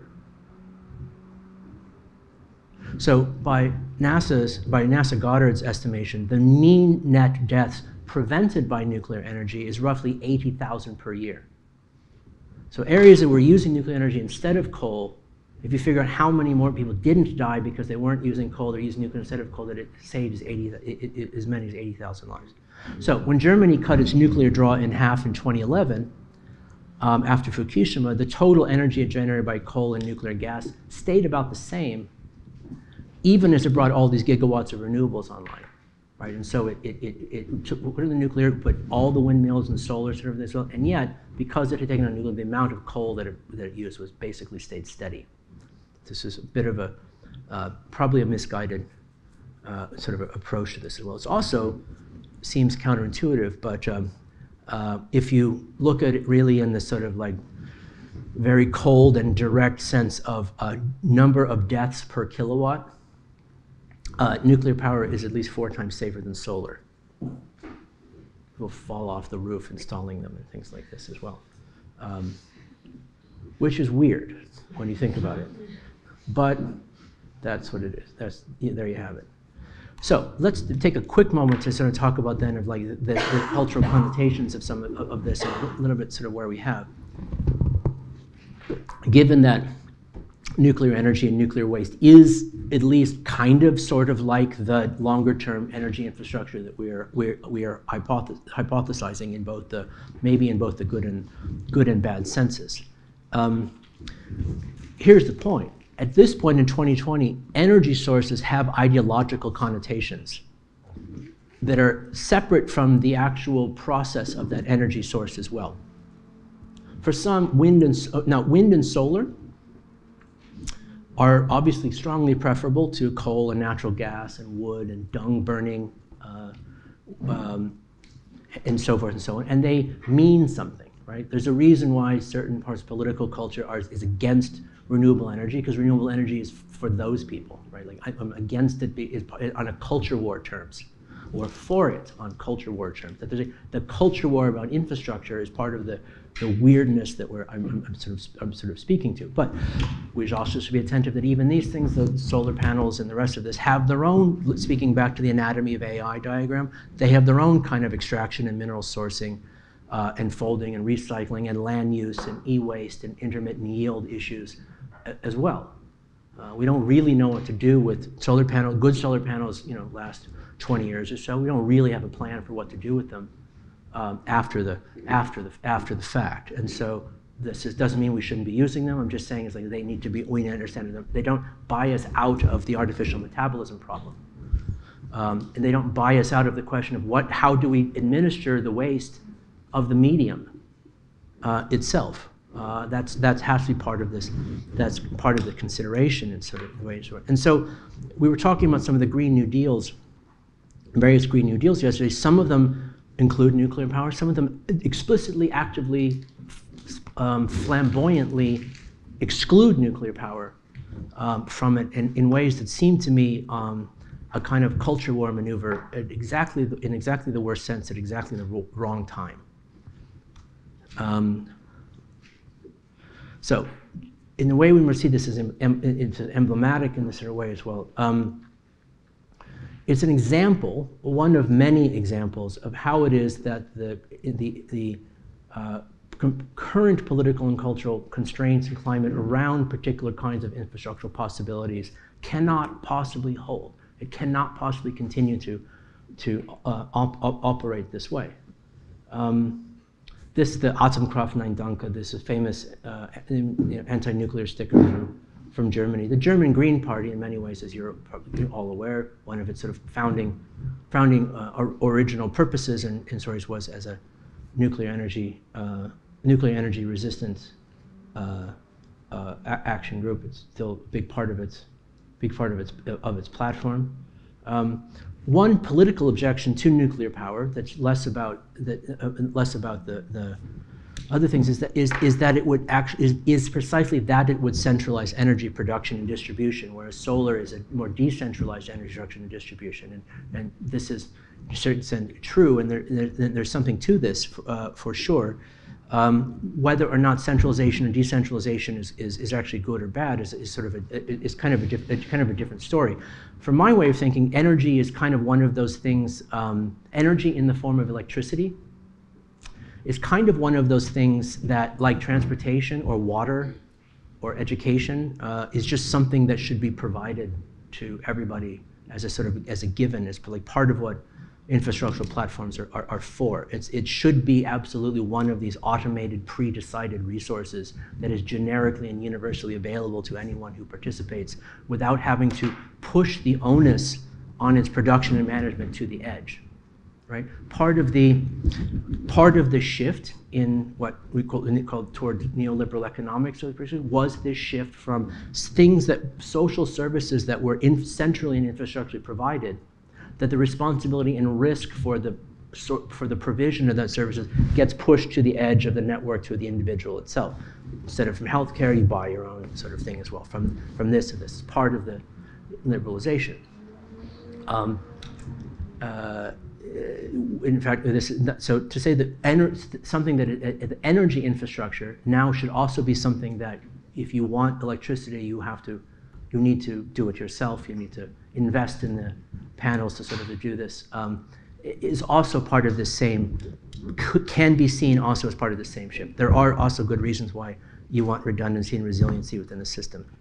So that's fine. So anyway, we want to ask the question is to what extent are these kinds of symbolic allegiances, to what extent, I'm not saying it's the whole thing, but to what extent, I mean this as a non-rhetorical question, to what extent are these symbolic allegiances around different kinds of infrastructure deployments, what extent are they serious policy, what extent are these symbolic allegiances dressed up as serious policy commitments, responsible for a kind of aesthetics of resistance and fear that surround certain possible kinds of directions. The history of nuclear power is kind of like the military-industrial complex of energy infrastructures. How much of that connotation for the infrastructure is framing the possibility of its deployment, or even understanding whether it's chosen to deploy at all? Like, in what sense is that the essential framing of the question? In Europe, and the civilian nuclear power still, I think, in the U.S. as well, carries a kind of post-68 association with bomb dropping, DDT spraying, Watergate covering up white men with crew cuts. It's the military, industrial, technology, energy infrastructure, or these like G voucher collages with Reagan and Thatcher and so forth. And so it's not something any proper young person could be interested in. In Japan and Ukraine and Russia, obviously, to be clear, deeper nerves are touched by this question that go to the suspicions of various multiple intergenerational dramas, as well as real and severe institutional neglect. It has been a means by which those things are made real, and these are powerful.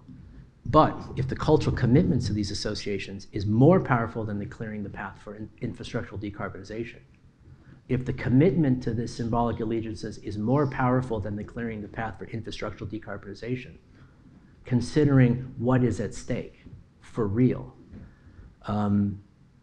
then this strikes me as a way in which those commitments are far too expensive. And they may exemplify, to some extent, how traditional green left it fails in sort of addressing some of these questions of a viable planetarity. Just real quick around this. Well, in the U.S., after 3 Mile Island, just to sort of give you sort of history, there's a fellow named Harvey Wasserman who has been a long-time anti-nuclear power activist, a bit of a strange fellow. He was sort of among anyone sort of most responsible for this no nukes bumper sticker campaign thing, his concert with Jackson Browne and Bruce Springsteen and all the rest of this as well. And it becomes part of a kind of central to any self-respecting boomer that this is the position that you would basically take in relationship with this, regardless of anything else. Again, another way in which we have to clean up the mess of the baby boomers. Again, when Germany moved off of nuclear power, there's a lot of very interesting research, again, having to do with the ways in which there was emission spikes in certain sort of areas, the amount of coal that continued to sort of go in here as well. It is not sort of a hypothetical question sort of around this. If you're interested in sort of the state of the art of work on what the sort of ideal energy source mixes might be, work of David Victor, who we're going to be hearing from, is quite good on this as well. In a way, it sort of comes down to the math. If you understand, if you're trying to work like how do you generate 15 terawatts of energy to power the planet, and what is the mediums by which you're going to actually bring about this, in this as well, trying to do so with an entirely renewable system, regardless of other logistical difficulties, just doesn't really add up to what it is that you would sort of need, even though, and again, certainly my argument is not against renewable sources or the fundamental shift in the infrastructure that we're talking about.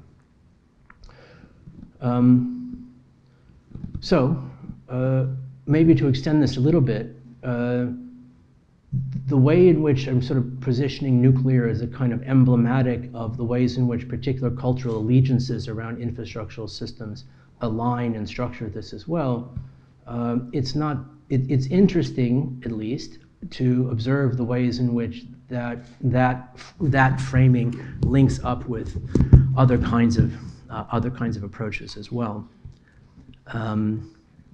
This is from the NIPS AI conference of one thing, and sort of in the middle of this presentation, this person went on this very strange tangent about well, you kind of see what they're sort of onto here as well. This is a persistent Langdon winners, the whale in the reactor, and so forth and so on. All right, now, why this matters, and why this has everything to do with the kind of geopolitical arrangement of this that we actually need. Again, possessed in this way, nuclear power argument is emblematic. This is sort of this disjuncture between the geotechnical systems we might need and the ways in which, and the possibility of the consideration and composition of them in relationship to the culture and geopolitical norms with which we are able to approach them. One of the key disjunctions is temporal. This waste lasts an incredibly long time. But again, if the premise is that you want energy infrastructures that are operating in a closer dynamic, the artificial metabolism that's operating in a closer dynamic correspondence with the planetary metabolism, that shouldn't be such a sort of the question. So let's look then at the waste issue as well, and who actually bears the brunt of the decision not to deal with the waste, directly. Let's look at the ethics of not dealing with the waste. Because the waste product lasts a very long time, it is itself, without anything else, it's already a deep time problematic. But as I say, this shouldn't disqualify it. Taking as another parable for us, we can think about the Yucca Mountain waste disposal storage site in New Mexico, which was a long delayed and continuously sort of proposed and paused and suspended site in Nevada, in which the waste from the US nuclear plants would be stored deep underground in salt cavities that have more or less withstanded any kind of perturbation for thousands and thousands of years, and they'll probably be okay. It's a good plan. It's a logical place. It's a perfectly, of all the places you would put this waste within the United States, it's a perfectly logical place to put it, and to sequester around this as well. But it has been canceled and delayed in a way, primarily not because it would not work, but for political reasons. Nobody wanted to deal with this. Nobody wanted to authorize it. Nobody wants to be the congressman or senator who says yes to putting nuclear waste in their constituent's district. A number of the people in the Nevada, the movement against, in the local movement against the location of the waste there. One of the commonly used justifications or argumentations around this as well, as I said, was this, the people said they did not want the direct responsibility of having been the ancestor generation to have buried this there. But the inability, that the unwillingness to decide in advance for the future generations that this is what had been there was the basis of what they felt to be the ethical decision to refuse this decision. So instead, we continue to dump the waste up into the atmosphere, where it's harder to observe and control and capture and dispose of, and no one can really be held accountable for it as well. And so the future ancestors won't know who to be angry at. The descendants won't know who to be angry at. Out of sight, clean hands. Now, today, the existing alternative is the unaccounted for pluming discharges of our current planetary artificial energy systems results in all forms of atrocious ecological injustices dumped on the global south. So instead of being buried in deep caverns near where it's actually made, radioactive waste mostly just sits there on sites next to the power plants. It just sits there next to where it is because no one wants to take any responsibility for it. A situation that is both insane and unnecessary. So back to our hypotheticals of like which is which, and we were talking about before. In an ungenerous mood, one wonders whether or not the global north is willing to let the entire planetary climate literally explode because several thousand activists in a desert state in the US have a deeply negative association between atomic decay and their own mortality. In other words, the parable of Yucca Mountain is one of a continent-scale NIMBYism gone berserk. NIMBYism, not in my backyard. Yeah? Because of it not wanting to deal with the direct responsibility and ethical complexities of dealing with the waste of an energy system upon which they're dependent, the effect of not dealing with it is that the externalities get pushed somewhere else onto people who have no choice but to deal with this and absorb this as well. The heckler's veto, no, I don't want this, I don't want to deal with this, I don't want the responsibility. The heckler's veto has proven sovereign up into and perhaps beyond the point of collapse. So my observation of the problem of the cultural associations around, cultural and psychological associations around these infrastructures is not just, again, it's not kind of an academic question. It is one that has, it is at the center of storms that are deeply, deeply violent. It means that the critical misapprehensions of a tiny percentage of the human global population will rain hell on everybody else due to the incredibly expensive notions that they hold costumed in ethical certainty. So,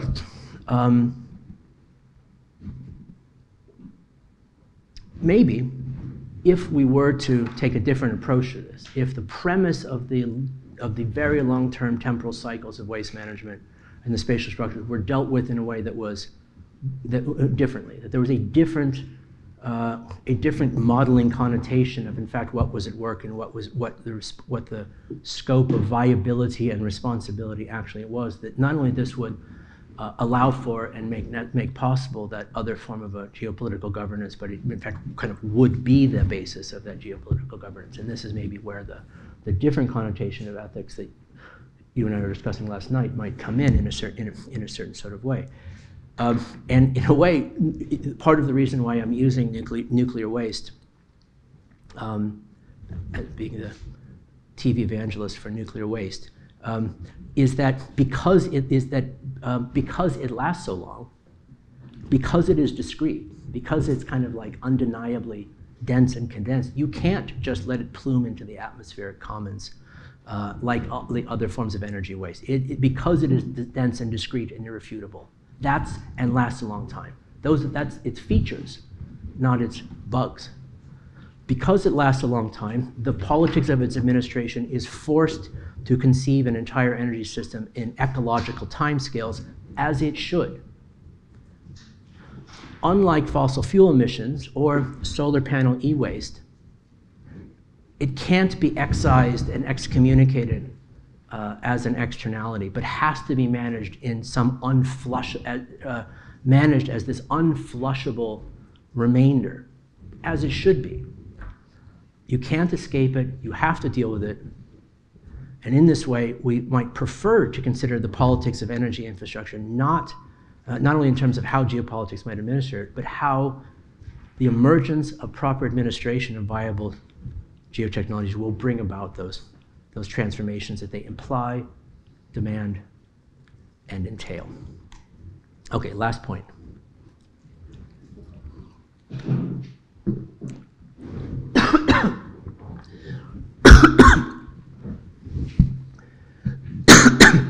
According to according to different ideals, a democratic consensus should, quite reasonably, should predicate, author, and authorize the necessary geotechnical shift.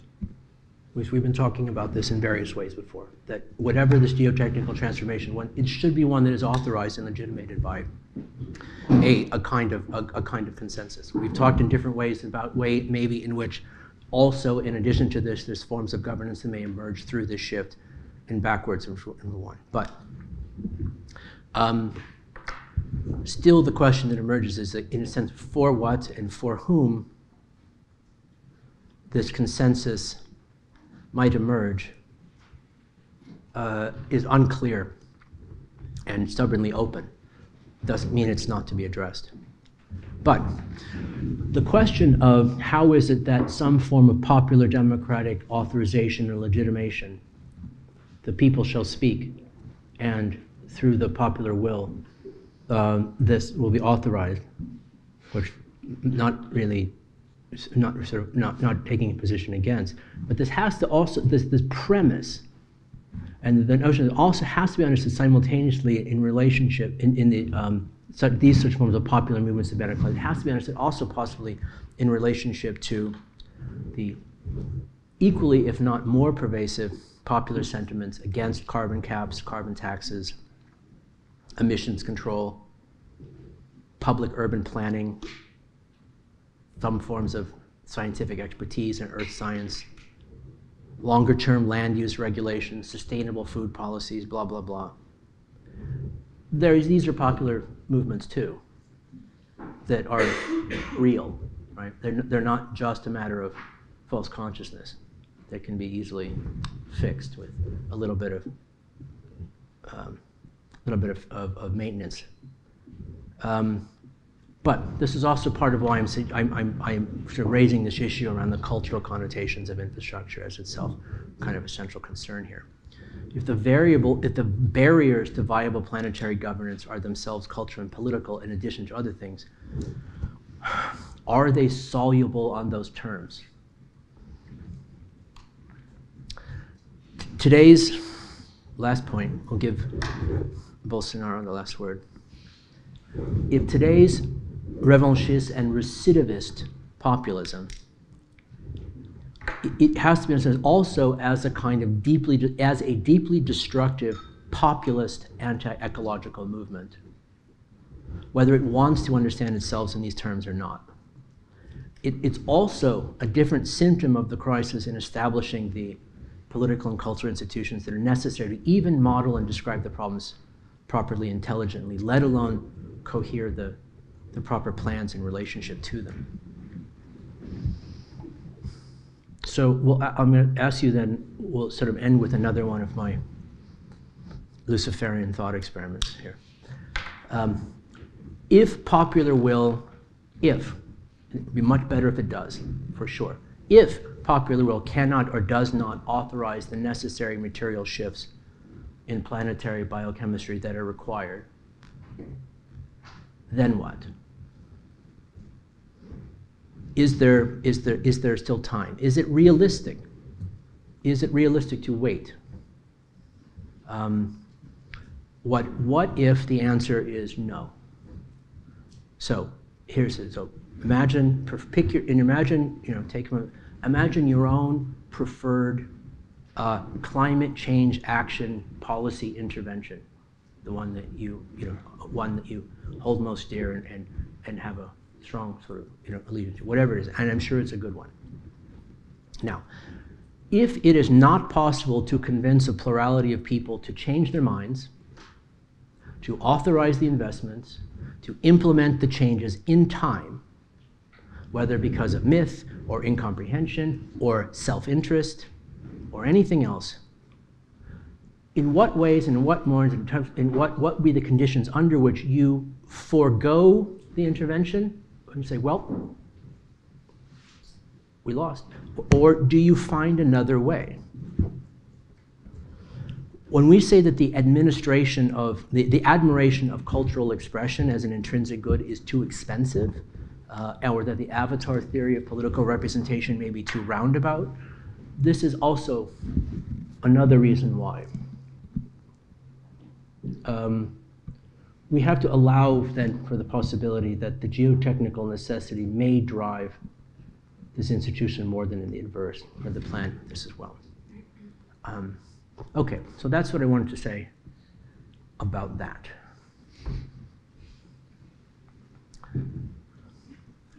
And now we return to the more interesting part. So I hope I've convinced you about why nuclear waste is good. You can go. You have. You can call your friends at home and say, "Well, this is what I've learned. Let me tell you a story." No, I think I have more of a general question Yeah. towards the direction that we're taking. I quite agree with the points. I'm wondering a little bit if the concerns towards how do we get our energy, what source of energy are we dealing, isn't that concern similar to the concern of individual behaviors, as in the paper throw behavior that we were talking yesterday? I'm wondering how much of this it's a concern for the moment, if it's a given that we should deal with past emissions. Nuke is probably dealing with future emissions. So I'm just wondering how would we? Well, when I was talking about the negative emissions technologies, that's dealing with past emissions, right? Negative emissions technologies?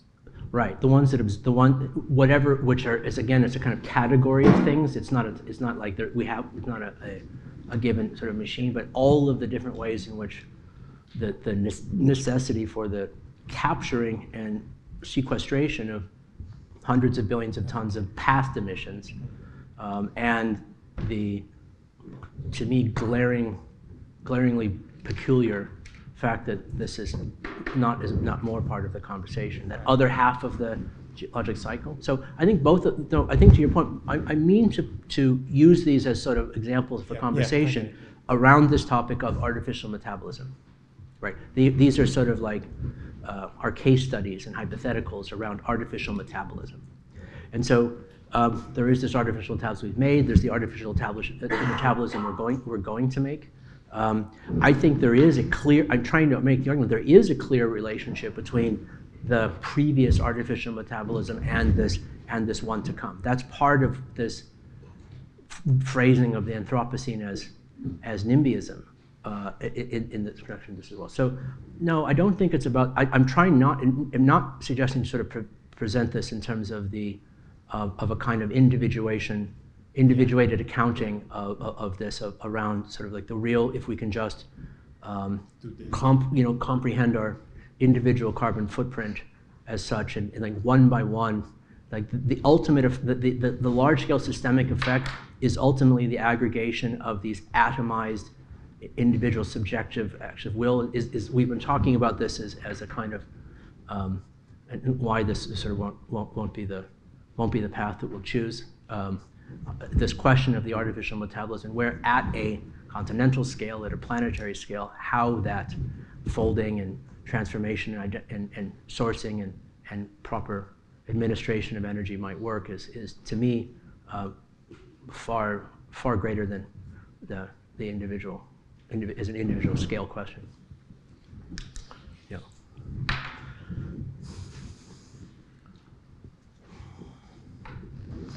I have a similar question, similar comments about those people waiting for Rockoning. I guess we all are, aren't we? Yeah, well, for sure. Well, I guess it comes from our like Christian culture. There's a part of this, yeah. There's an eschatological, a millennialist fervor, and that history of the millennialism of being you're all fallen, but we've got the story. We're going to figure it out. We're the ones with the proper position. It actually reminded me about the work of Yuri Slezkin, who is an anthropologist and historian, and he wrote a history of the Soviet Union as an eschatological sector. Yeah. Okay. Yeah, and actually a lot from like the climate change protests and climate change movement and like the terraforming in general. It reminds me. Yeah, probably links into that sort of thing as well. Yeah. I'm hopefully not our terraforming thing as well. Hopefully we're trying to position this in a way that's a bit more secular than that. But without a doubt, for sure, if there's a kind of macro cosmological sort of cultural disposition towards understanding the scope of history in eschatological terms, which the United States very much shares. When you then introduce a new story about the end of the world, it should not be surprising that that new story gets used as the previous medium for the previous sort of structure as its shuttle, and thereby climate change becomes the book of Revelations.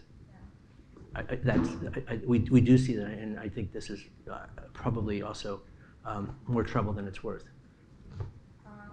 But anyway, it's a good way to mobilize people. It's a great way to mobilize people and resources.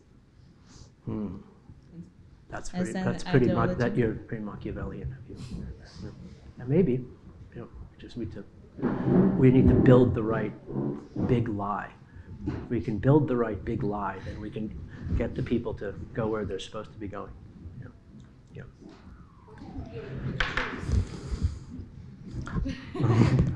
Ta-da!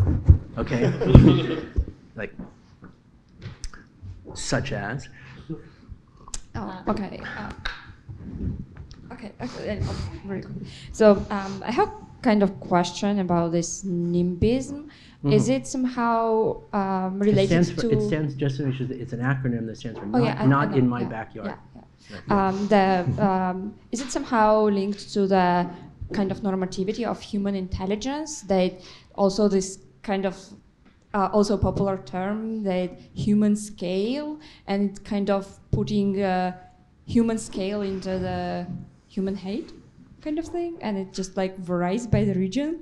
This is what I see in many architectural projects. So can it be like because that we still think that human intelligence is somehow limited? This is why we have this large-scale NIMBism. Because we think human intelligence is limited, we have the large-scale NIMBism. Yeah. Like coming from this term of human scale, like whatever it can mean, because this is usually what is also kind of linked pretty much to this NIMBism movement. So I don't know. Maybe. I think that I'm not quite sure I totally follow, but what I think, to sort of restate the way in which I was, I meant to sort of, the connotation I meant to sort of think was that it may be because we're used to constructing and understanding these circumstances in relationship to the scope of our lifespan and the scope of our agency and subjectivity in terms of the scope of our lifespan, is that when we're confronted with anthropogenic processes that exceed those temporal scopes, it's far more difficult for us to know what to do about them or another. And I would also say that part of the over-individuation of the notion of subjectivity and agency, and in this sense, the way in which perhaps in a Christian traditions, that gets tied to the individuation of ethics, is maybe one of the things that sets up a circumstance in which someone might come to the conclusion that administering the waste that nearby, as opposed, and which would set in motion these invisible, distant, not directly perceivable, long way, people with unpronounceable names in unfathomable places will have to deal with it. That's in fact, that's acceptable, and in fact is the ethical decision as the basis of NIMBism, may have something to do with it as well. So in essence, this is why I was talking about the nuclear semiotics at the beginning, that what you want is a way in which our capacity to model the scope of the systems, of the anthropogenic effects that we have, is somehow scaled up to the scope of those anthropogenic effects themselves, rather than trying to reduce them. And that would require, for sure, a different way of comprehending those and what those actually are. And that's also part of the work. And if you want to articulate that as a form of ethics, you could, but I don't know that you need to.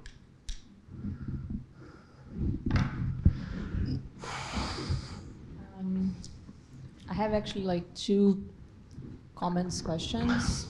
I'm going to start with this, like relating with this last part, the terrifying Bolsonaro image. I get, like, in theory, I get the point of the geotechnical bringing the geopolitical, like, and all this reasoning that you made yesterday and today, etc. Like, in theory, I really get that. But I'm still kind of struggling with how would that look like in more maybe practical terms. For example, in this, like in Brazil's case, you know, where you don't even have like the geotechnical means to start implementing something like that without this being tied with the economics of the country and then the cultural landscape. Wait. Yeah, they would be tied. Yeah. Yeah. No, let Wait, me. please let me finish. Okay, good. And then at the same time, like you finished yesterday with the very provocative, like, green military slide kind of thing.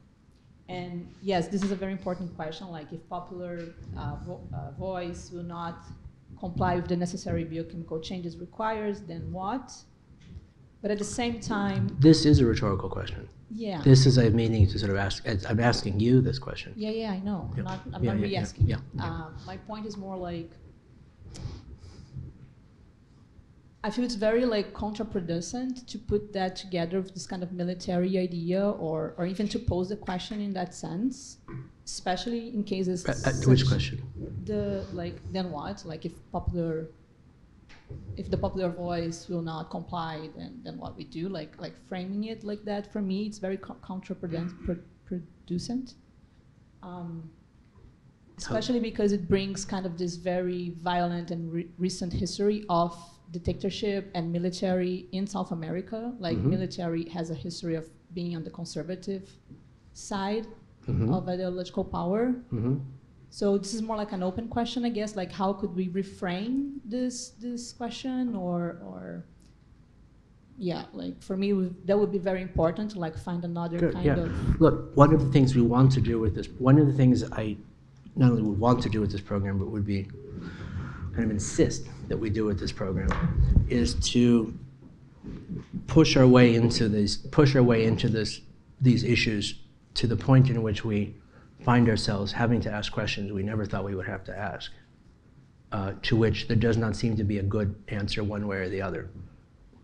That's kind of the point. And so if both of these questions in one way or another seem deeply problematic and unsettling and uncertain, they should be. I'm not suggesting either of them has a clear answer, and I'm not trying to sort of provoke one way or the other. Military interventions over energy resources is a thing. It's kind of part of how, you know, there's been a lot of these things as well. Whether there ends up being the issue around military intervention was simply to speak to this: like, if there is a way, there's going, precisely for some of the discussions we were having yesterday about the OPEC and oil companies and the rest of sort of this as well. It seems for there to be a different governing regime, a different mechanism by which a different planetarity, the different relationship to these systems would sort of emerge, it would be one that would have to be able to enforce the decisions that might be proposed. There has to be ways in which, like, no, you can't burn down the Amazon. That it is not allowed to turn the Amazon into condos, as Bjarke Ingels has a plan as well. That at the point of force, that's prevention of this force. I don't think there's any way around that basic question. What that force is and what the source of this force is, whether or not it's a state-based or something else, is an open question. If you can describe to me a situation in which there is this fundamental, necessary, unnegotiably necessary transformation in these processes that can operate entirely through consensual, voluntary action, I'm all ears, but I am suspicious that that's where there has to going to be a mechanism for the enforcement of those decisions. But if you have another question, now the second part of this was simply sort of speaking to, another point, they're related, but it's a different point, was simply sort of saying, one of the interesting things about Green New Deal is this and I mean like genuinely interesting thing about the Green New Deal is this way in which, at a kind of popular movement level, the shifting of the conception of what a federal government is for gets moved directly onto the idea of a ecological administration and management. Militaries are part of a federal government, and so the question to ask at this sort of the point is there a point at which the logic of Green New Deal becomes inclusive of the entirety of the federal government, and that it, as the enforcement of those decisions, becomes part of this kind of process? It's a question, right, in this as well. I'm not suggesting that I'm not suggesting that the implications of the question are clean or not problematic, and I'm not suggesting that the answer to the question needs to necessarily be both. It would obviously necessarily also require a kind of transformation in the purposes of force. But that's kind of the question sort of here as well. Now, again, one sort of alternative to that. But yes, this is, I think, it is linked to one of the ways in which you should probably be thinking through the answer to the question that I posed of conceptualize a climate action that you think is absolutely must take place, kind of almost sort of, unnegotiable, right? The protection of the Amazon, let's say.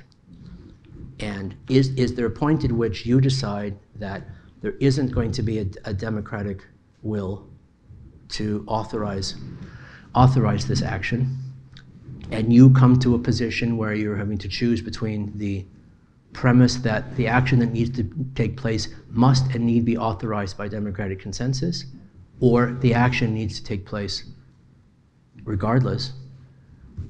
What are the terms by which you make that kind of decision? That's sort of the question. I think the terms by which we make those kinds of decisions may be the basis by which some of those other questions are answered, is what kind of force would be necessary to sort of do this. But again, if we can draw out a way in which this will all unfold entirely through a kind of communitarian voluntarism, that would be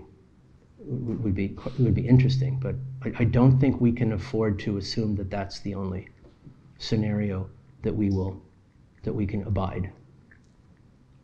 Okay, I have a different. But please, go ahead go ahead and respond. I don't know either. Yeah. Yep.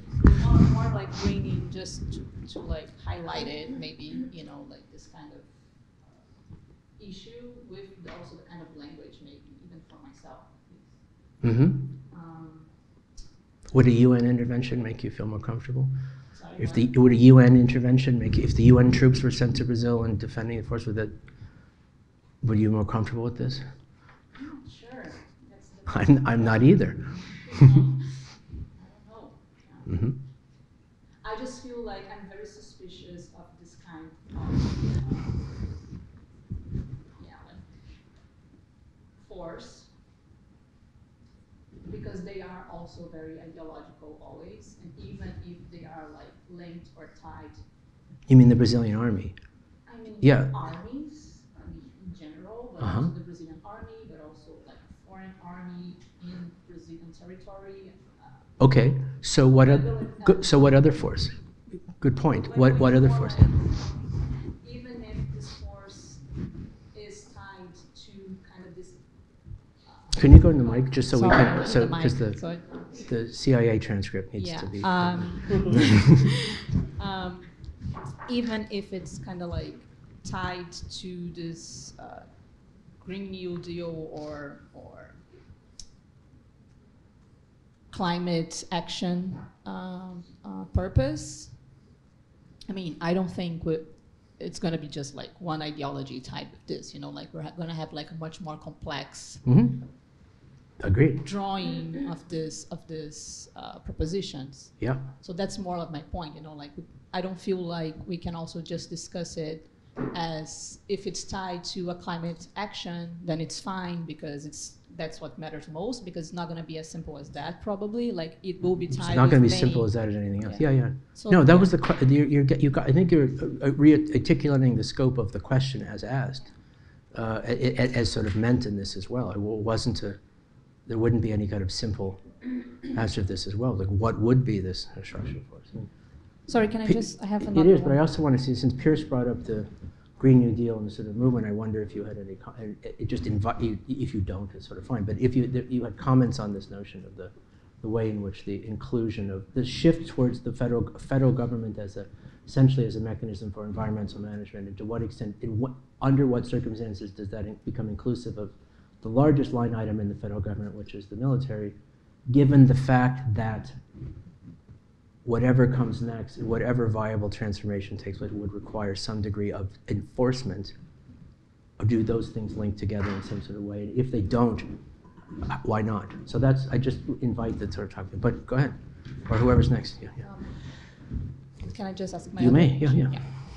So, right in the beginning, and when you're talking about the nuclear warning signage that was designed. I'll tell you after you answer the question. I'll tell you what they decided on. Can't wait. That made me think of like two kind of opposing things. So one is like both from science fiction. So one is Cixin Liu's, like in the end of the third book, there's like this project of creating a tomb for Earth, and they are sorry.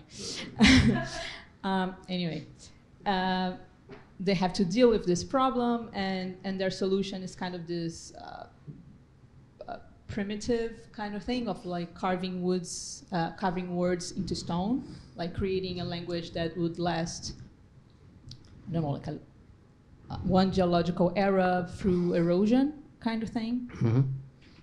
Which, like, for me, it feels kind of the examples that were shown, you know, like the poem or whatever that was, and the things. But then I was thinking on this kind of other book, which is Children of Ruin, where there's like these two planets, and one planet is inhabited by a specific kind of inhabitants, and they are extremely afraid of the other one because there is this kind of viral parasite in it.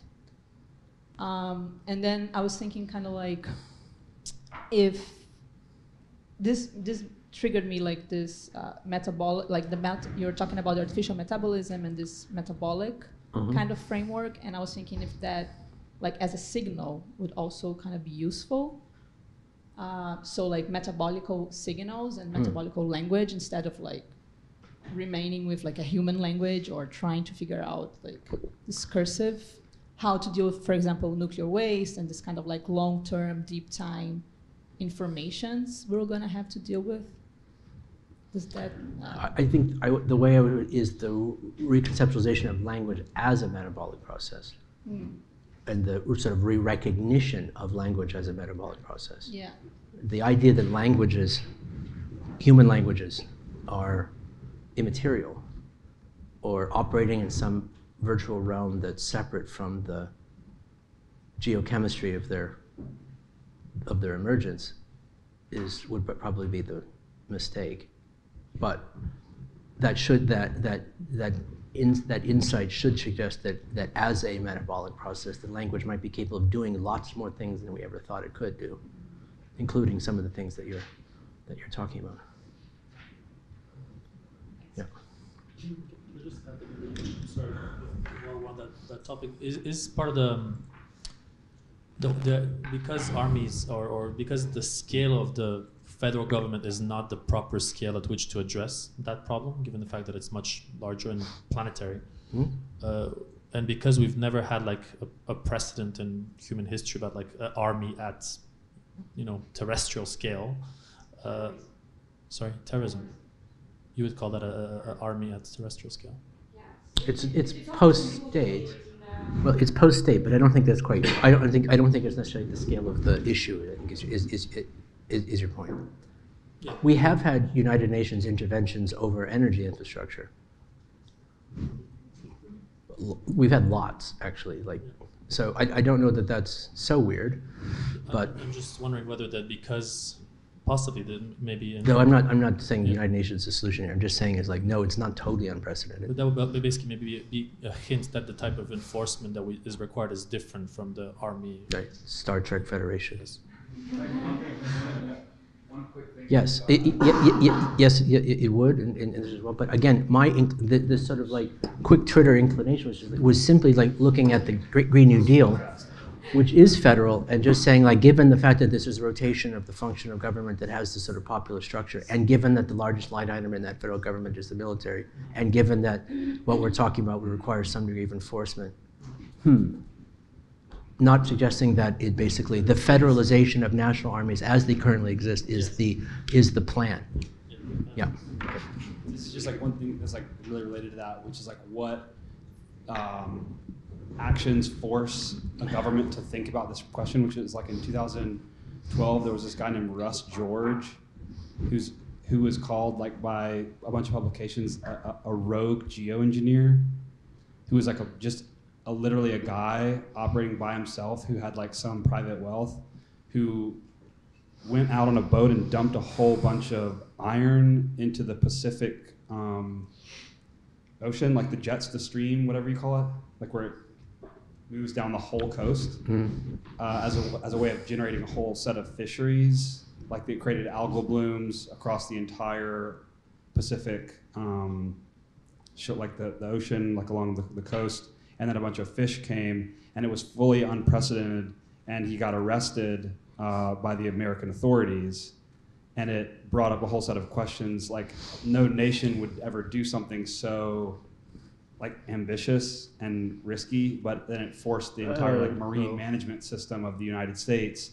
and Mexico and South America to start considering how something like dumping iron particulates into the water like changes the entire transnational ecosystem. So it's kind of like an interesting. As part of the ecological. Well, that's just so there are there are a number of federal and state and even county level ecological management authorities. Their job to keep. In this case, their job is prevention and restoration. They're less authorized to take more active kinds of measures like this as well, probably for better, but yeah. I guess I would say on this sort of comment as well is like compared to a lot of other things, dumping iron into the water, the geoengineering scale of this effect is pretty small compared to, say, agriculture, and as a geoengineering kind of structure. So there's a little bit of I just want to say there's a de-link to a certain extent in our thinking. The notion of geoengineering as a scope of intervention and transformation that is much larger than the relatively small subset of these kinds of avant-garde interventions that we're considering now. Like you can see in the satellites, so it's like huge. Yeah. Not discounting the point. Not discounting the point. I just want to include that within a larger set. That's all the sort of the point as well. But your point about that that action triggered these other authorities to basically figure out like, aha, this is to work together. Is that's very interesting, super salient point. Yes, right. Yeah. Please. So to reinforce another point about cultural connotations of the energy, yeah. They are currently building a thermonuclear plant in France. It's called ITER. It's a research facility, but it is supposed to generate the energy surplus. And are you talking about the fusion, the yes, experimental, the nuclear fusion plant? Fusion plant, yes. The thermonuclear reaction. Right. And I've seen anti-nuclear protests specifically against this plant, which is, as far as I know, will not generate any kind of waste. So it generates no waste. Yes. Well, but because it's a nuclear plant, it still would invite some. Yes. Invite consternation on that term. So It's the Germans. Yeah. No, I've seen the French do it, but I don't know, maybe Germans do. Which is right. No, I know the experiment is quite interesting, and if they can solve fusion, then we're all Bob's your uncle. But France, of course, runs on nuclear energy and has a sort of a long time, so it's a bit weird. But yeah, you're right. At this point, yeah. I wonder what the cultural connotations of fusion would be if fusion actually works. I think we're safe from it working for another 40 years. We're safe from it working, yeah, right, okay. Yeah. Quite possibly true, yeah.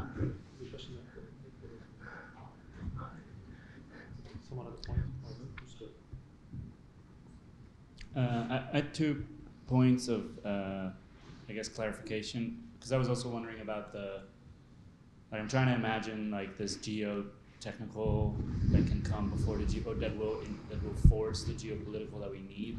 I think this example that you just mentioned is kind of interesting if that sort of forces these nations to then start thinking about something they weren't sort of collaborating on. But I was... Well, the long-term energy system that we're hypothesizing would be this other kind of example. The idea is that we can't administer nuclear waste given the systems that we have. And so in order to probably administer it, we would need a different thing. Right. So we've been gone through lots and lots of examples, but they're a more sort of smaller scale, sort of more specific scale, and in some sense that's maybe the more useful for us as well. There's the question of who implements it. Of course.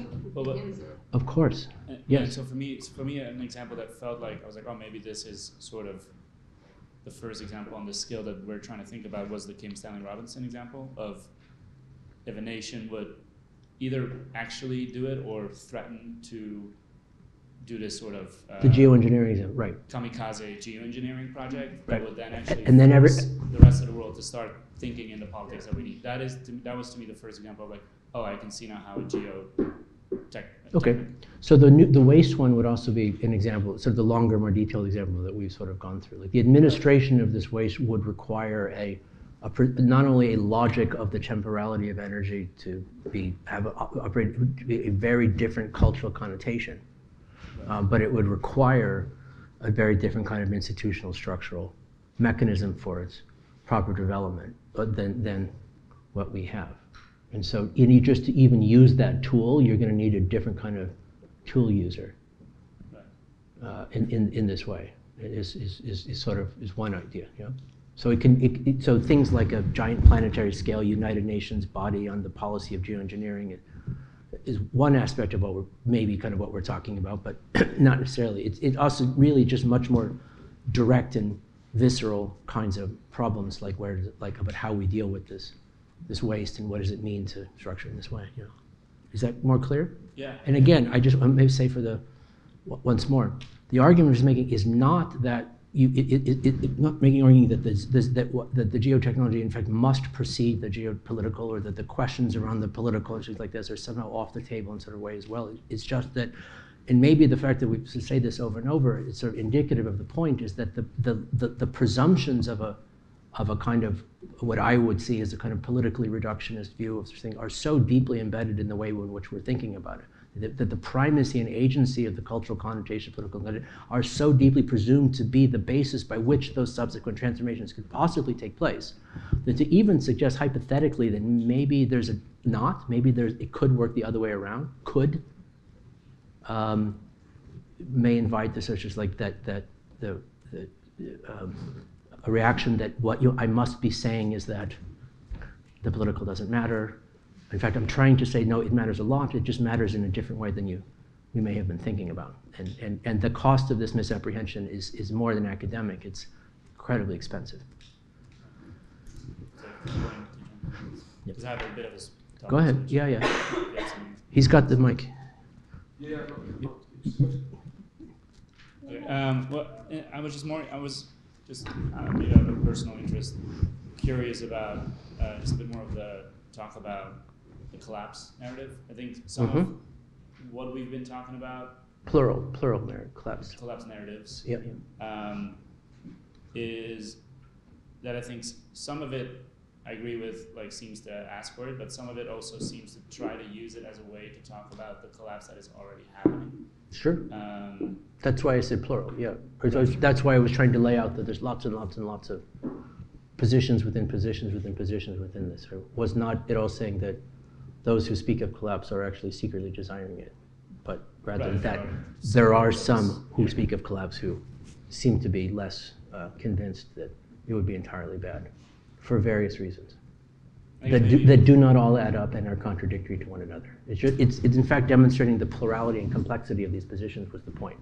Yeah. Yeah, I guess it's maybe a point of clarification, but it sometimes seems like there's a bit of a shying away from dealing with, or perhaps a prioritized wish to focus on what comes next rather than dealing with some of what is already happening now. And I think this kind of overlaps with some of the questions that have come up about ethics or like the division of the global north versus the global south. Just because when I hear things like that if there would be something that comes out tomorrow from an evil corporation or evil corp that solves the climate question, but everything else stays the same, that is not insane. I think there are parts of the world where people would say that is insane. So that's why I asked. That's why I posed the question. Okay. If there was a simple answer to the question, it wouldn't be worth. It wouldn't be worth. It wouldn't be worth worrying about. Right. So the question of the present, I don't even think there's not even adequate attention to the present. It's also to the past. Right. This is why I tried to sort of start this with the setup of there has been this terraforming over these past centuries that has already taken place. This has left us with us, and this is one of the conditions of this as well. And also this why I'm foregrounding the negative emissions technology in here is in terms of the technology, it's like this is clearly just sort of dealing with this past kind of structure here as well. But to be clear, like part of it should be, I hope it's very clear that part of the kind of terraforming project that we wish to propose and conceptualize and prototype and develop in the program has everything to do with where do the humans go and what are they doing in relationship to each other and who and how are they, what those terms of those relations would be, how is to occupy this land, which would have everything to do with a reconceptualization of the orientations between the global north and global south, and so forth and so on. It's all this is not only this is allowed to be part of the plan. It absolutely has to be like a core principle of the whole thing. Where do the cities go? And for whom are they cities? In what way?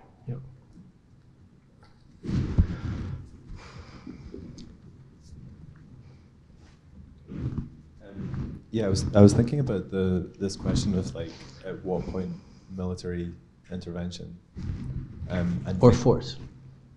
Sure, force. And thinking about like it might be possible that what happens is we think in terms of how have we dealt with how have we dealt with issues in the past, like arguments on a geopolitical level, or even just like security arguments. How do you deal with them? You deal with them by force.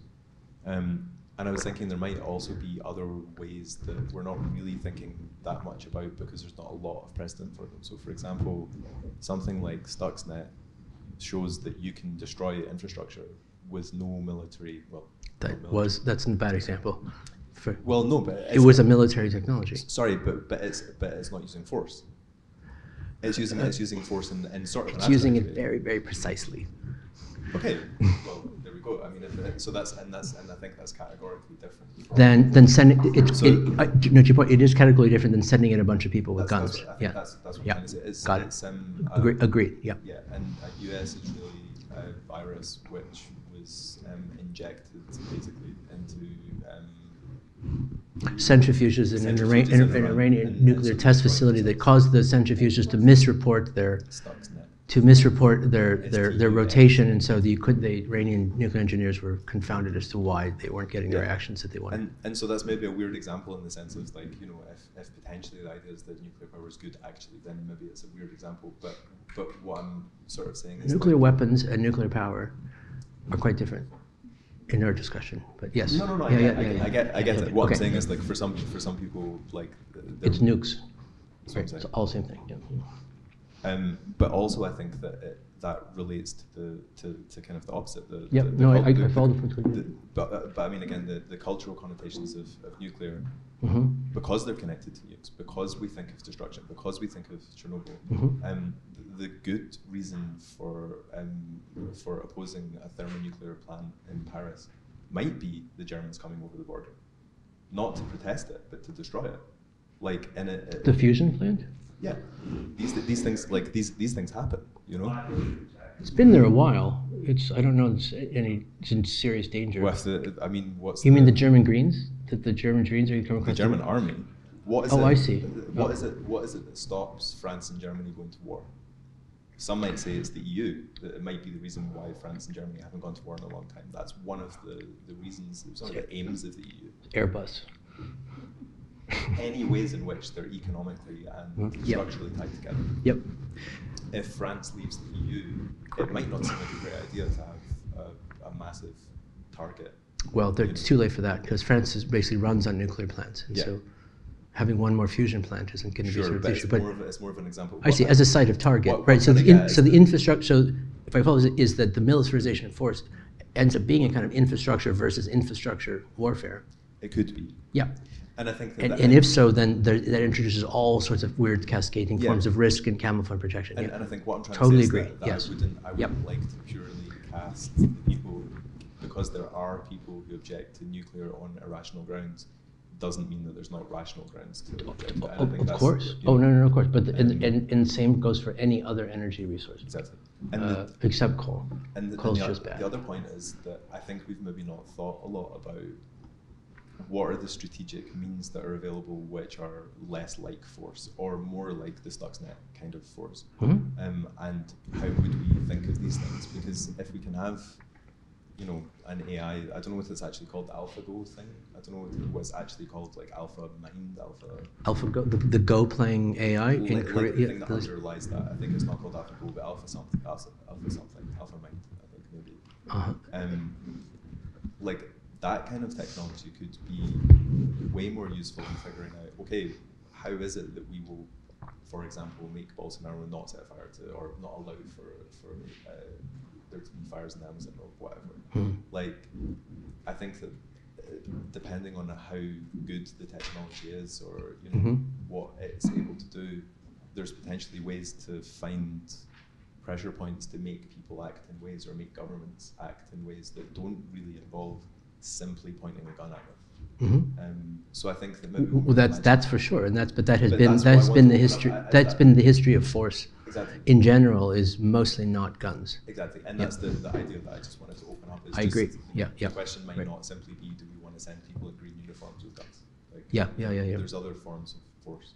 Right. Thank you. Well said. Well taken.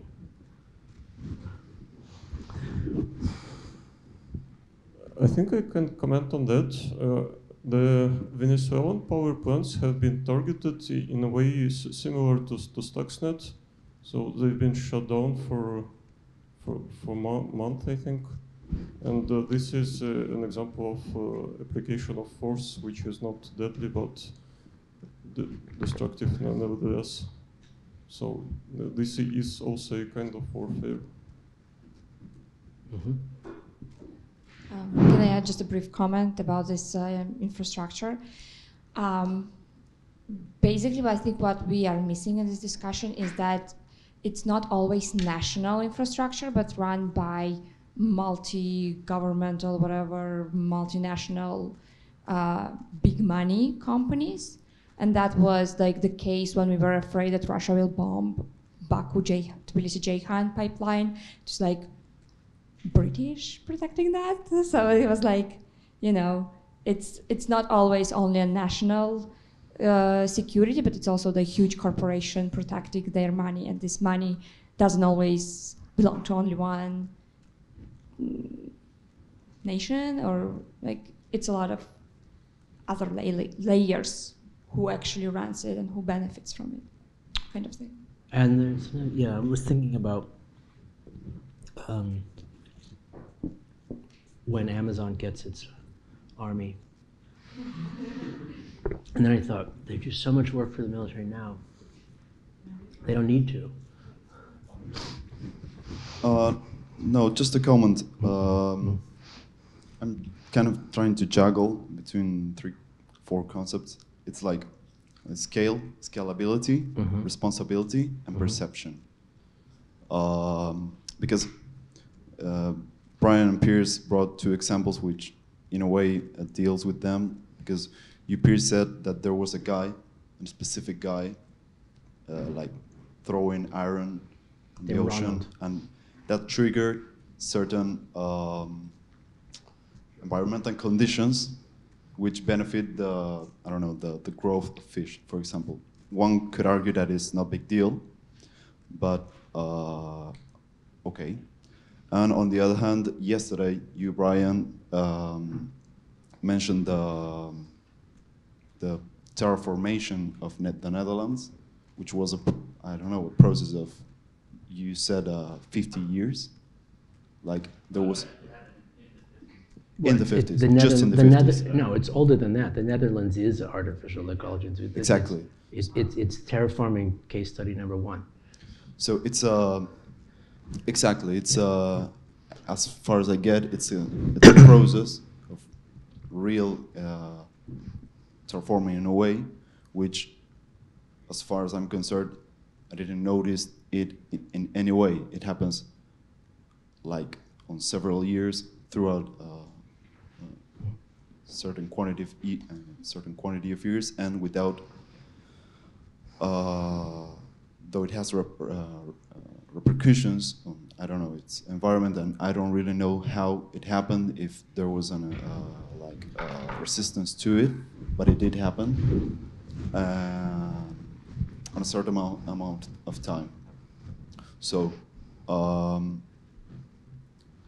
the perception of it, it's quite different, because you can really associate that intervention with a specific scapegoat.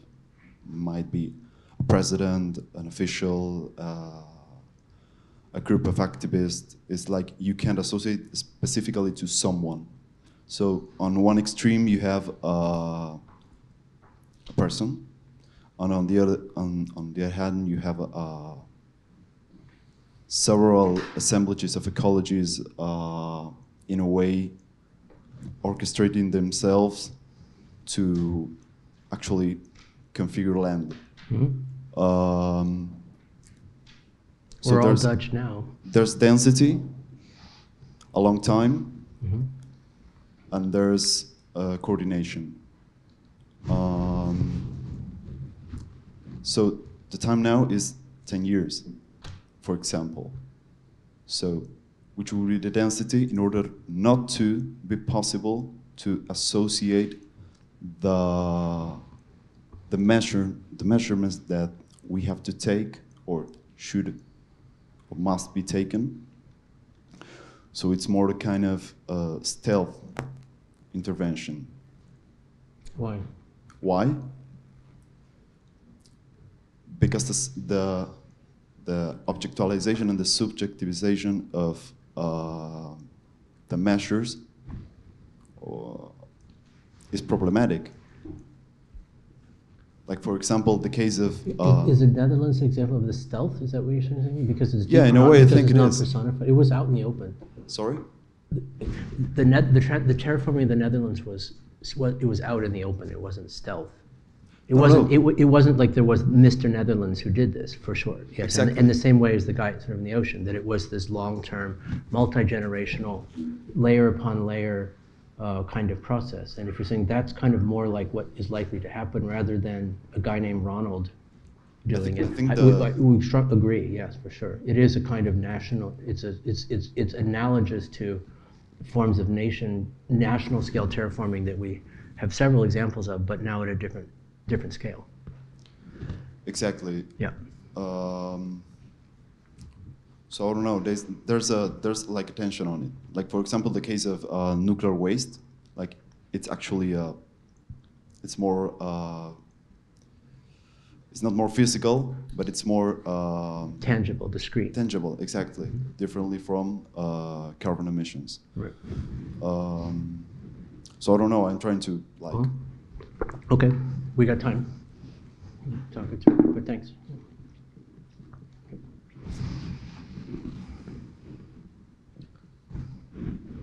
Last one, then we'll grab lunch.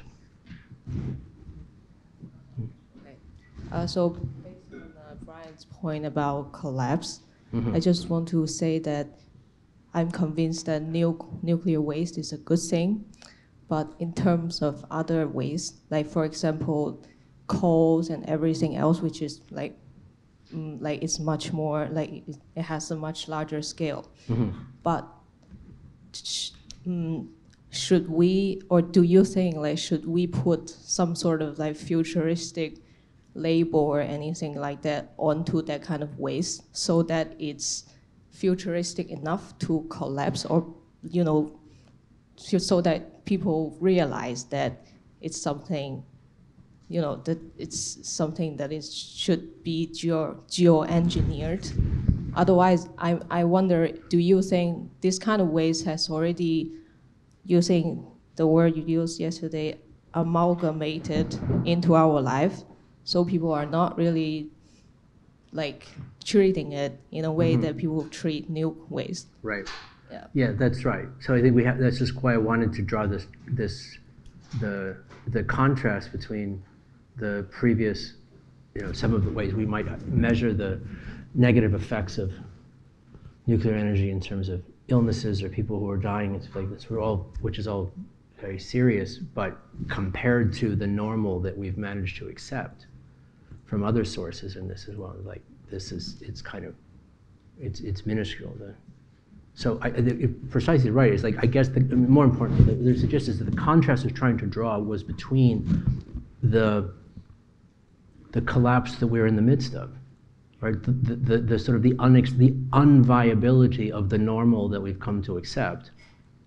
And so when we're comparing the risks of the alternatives, we have to be quite clear and sober about the alternative doing nothing, or the alternative of status quo actually is, right? There's a kind of status quo fallacy that's built into this, the presumption that the new thing will introduce more risks in a way that is, we become, are based on a sort of a lack of cognizance of like the risks that we might sort of have now, right?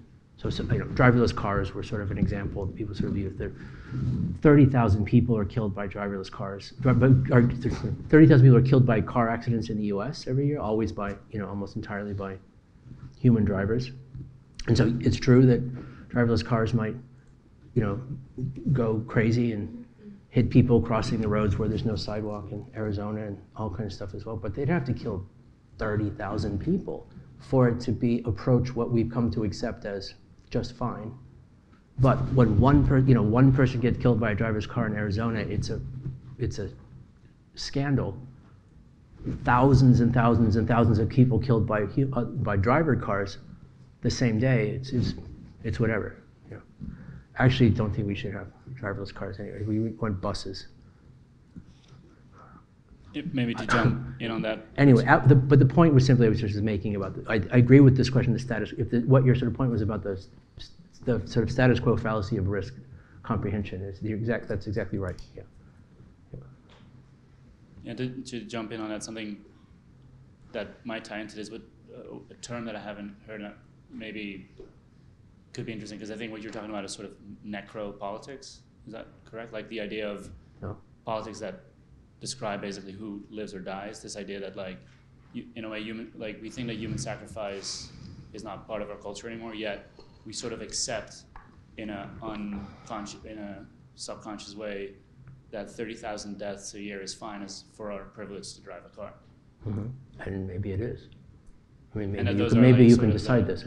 I mean, the awareness is. Yeah, maybe. I mean, the notion of necropolitics from Mbembe and others is a much more specific connotation in terms that I wouldn't want to like overinflate to talk a little bit about what we're talking about here. But I think at a certain point, any of these forms of regardless of what we do or don't do, those decisions will have near-term or short-term reverberations on what lives and dies.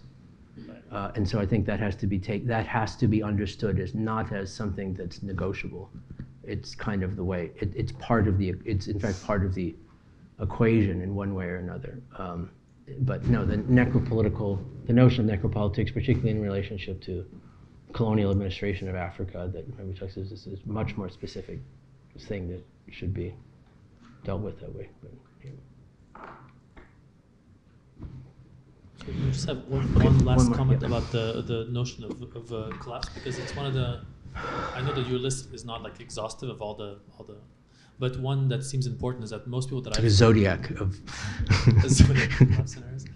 Like most people that I've talked to aren't advocating for collapse because they feel like we deserve it, therefore this is what we should get. Good. But more like because the project of the Terraforming, like the third terraforming that we want is not a like tabula rasa, but is a project of like transitioning from one to the other. It's an ongoing like temporal project. That collapse is kind of seen as a means rather than a ends, and essentially because we can't get to the next stage without some form of collapse, however we want to define it, or if we want to link the planetary scale to the kind of social scale, then we would actually have to have a corresponding collapse in our institutional structures to kind of correspond to the ones that are currently happening at a planetary level, and therefore that's the kind of collapse. So that's the argument that in a way that absolutely must that this transformation in the political and economic structure, there's no way in which you can arrive at the transformation in the planetary system without this fundamental collapse in the political and economic.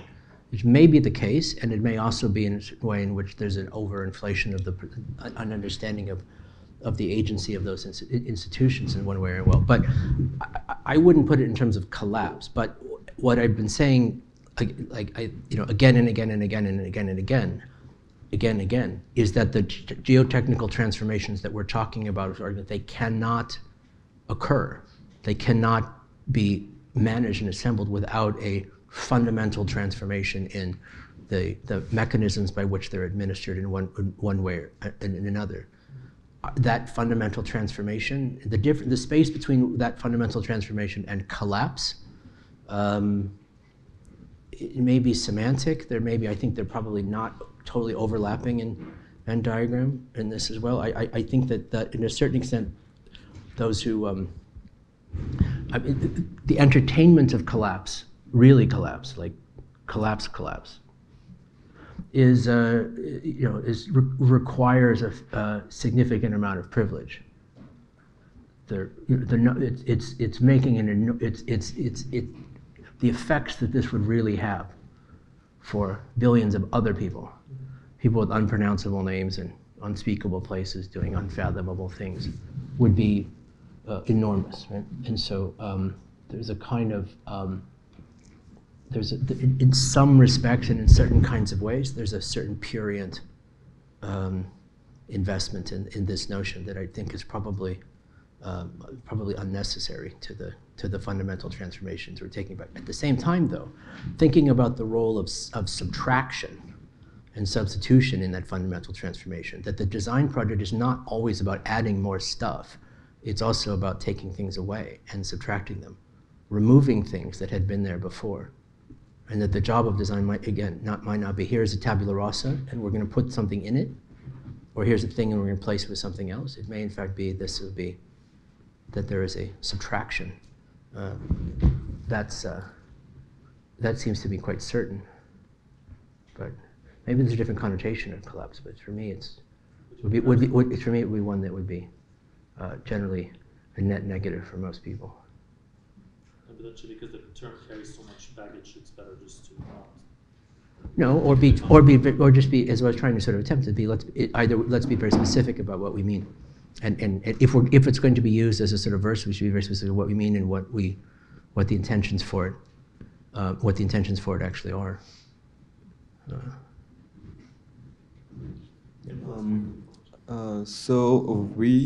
In the sense that we are talking about terraforming is kind of like reversing what has like already happened by means of like climate change mitigation of sorts. Reversing parts of it, yeah. Reversing I don't think parts of it. It's not a clean like Exactly. let's go back to 1890. Yeah, exactly. But again, in fact, but that is somehow part of a kind of the story for some people in some ways.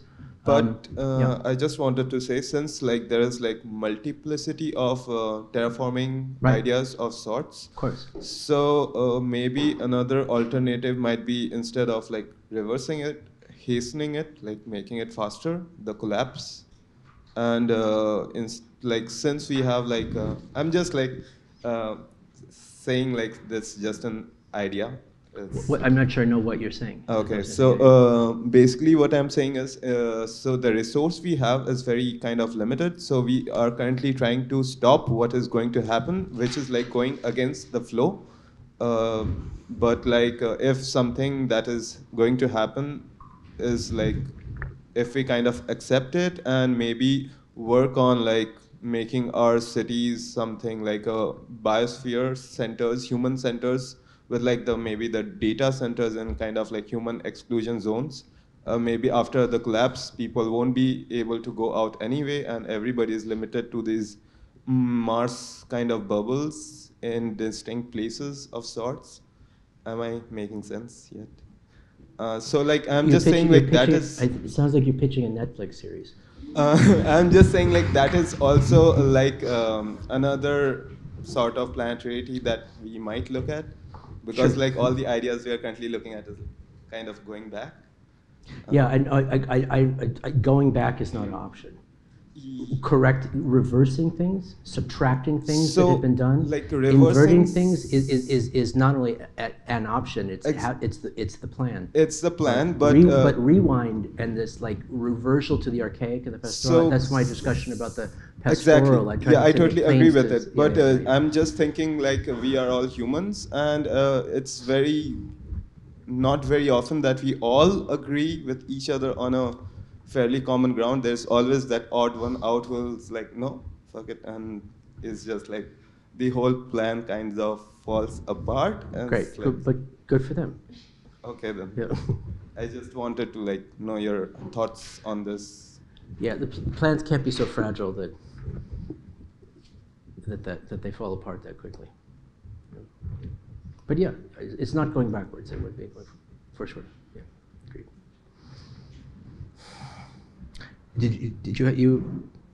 You had a point and then you put your microphone down.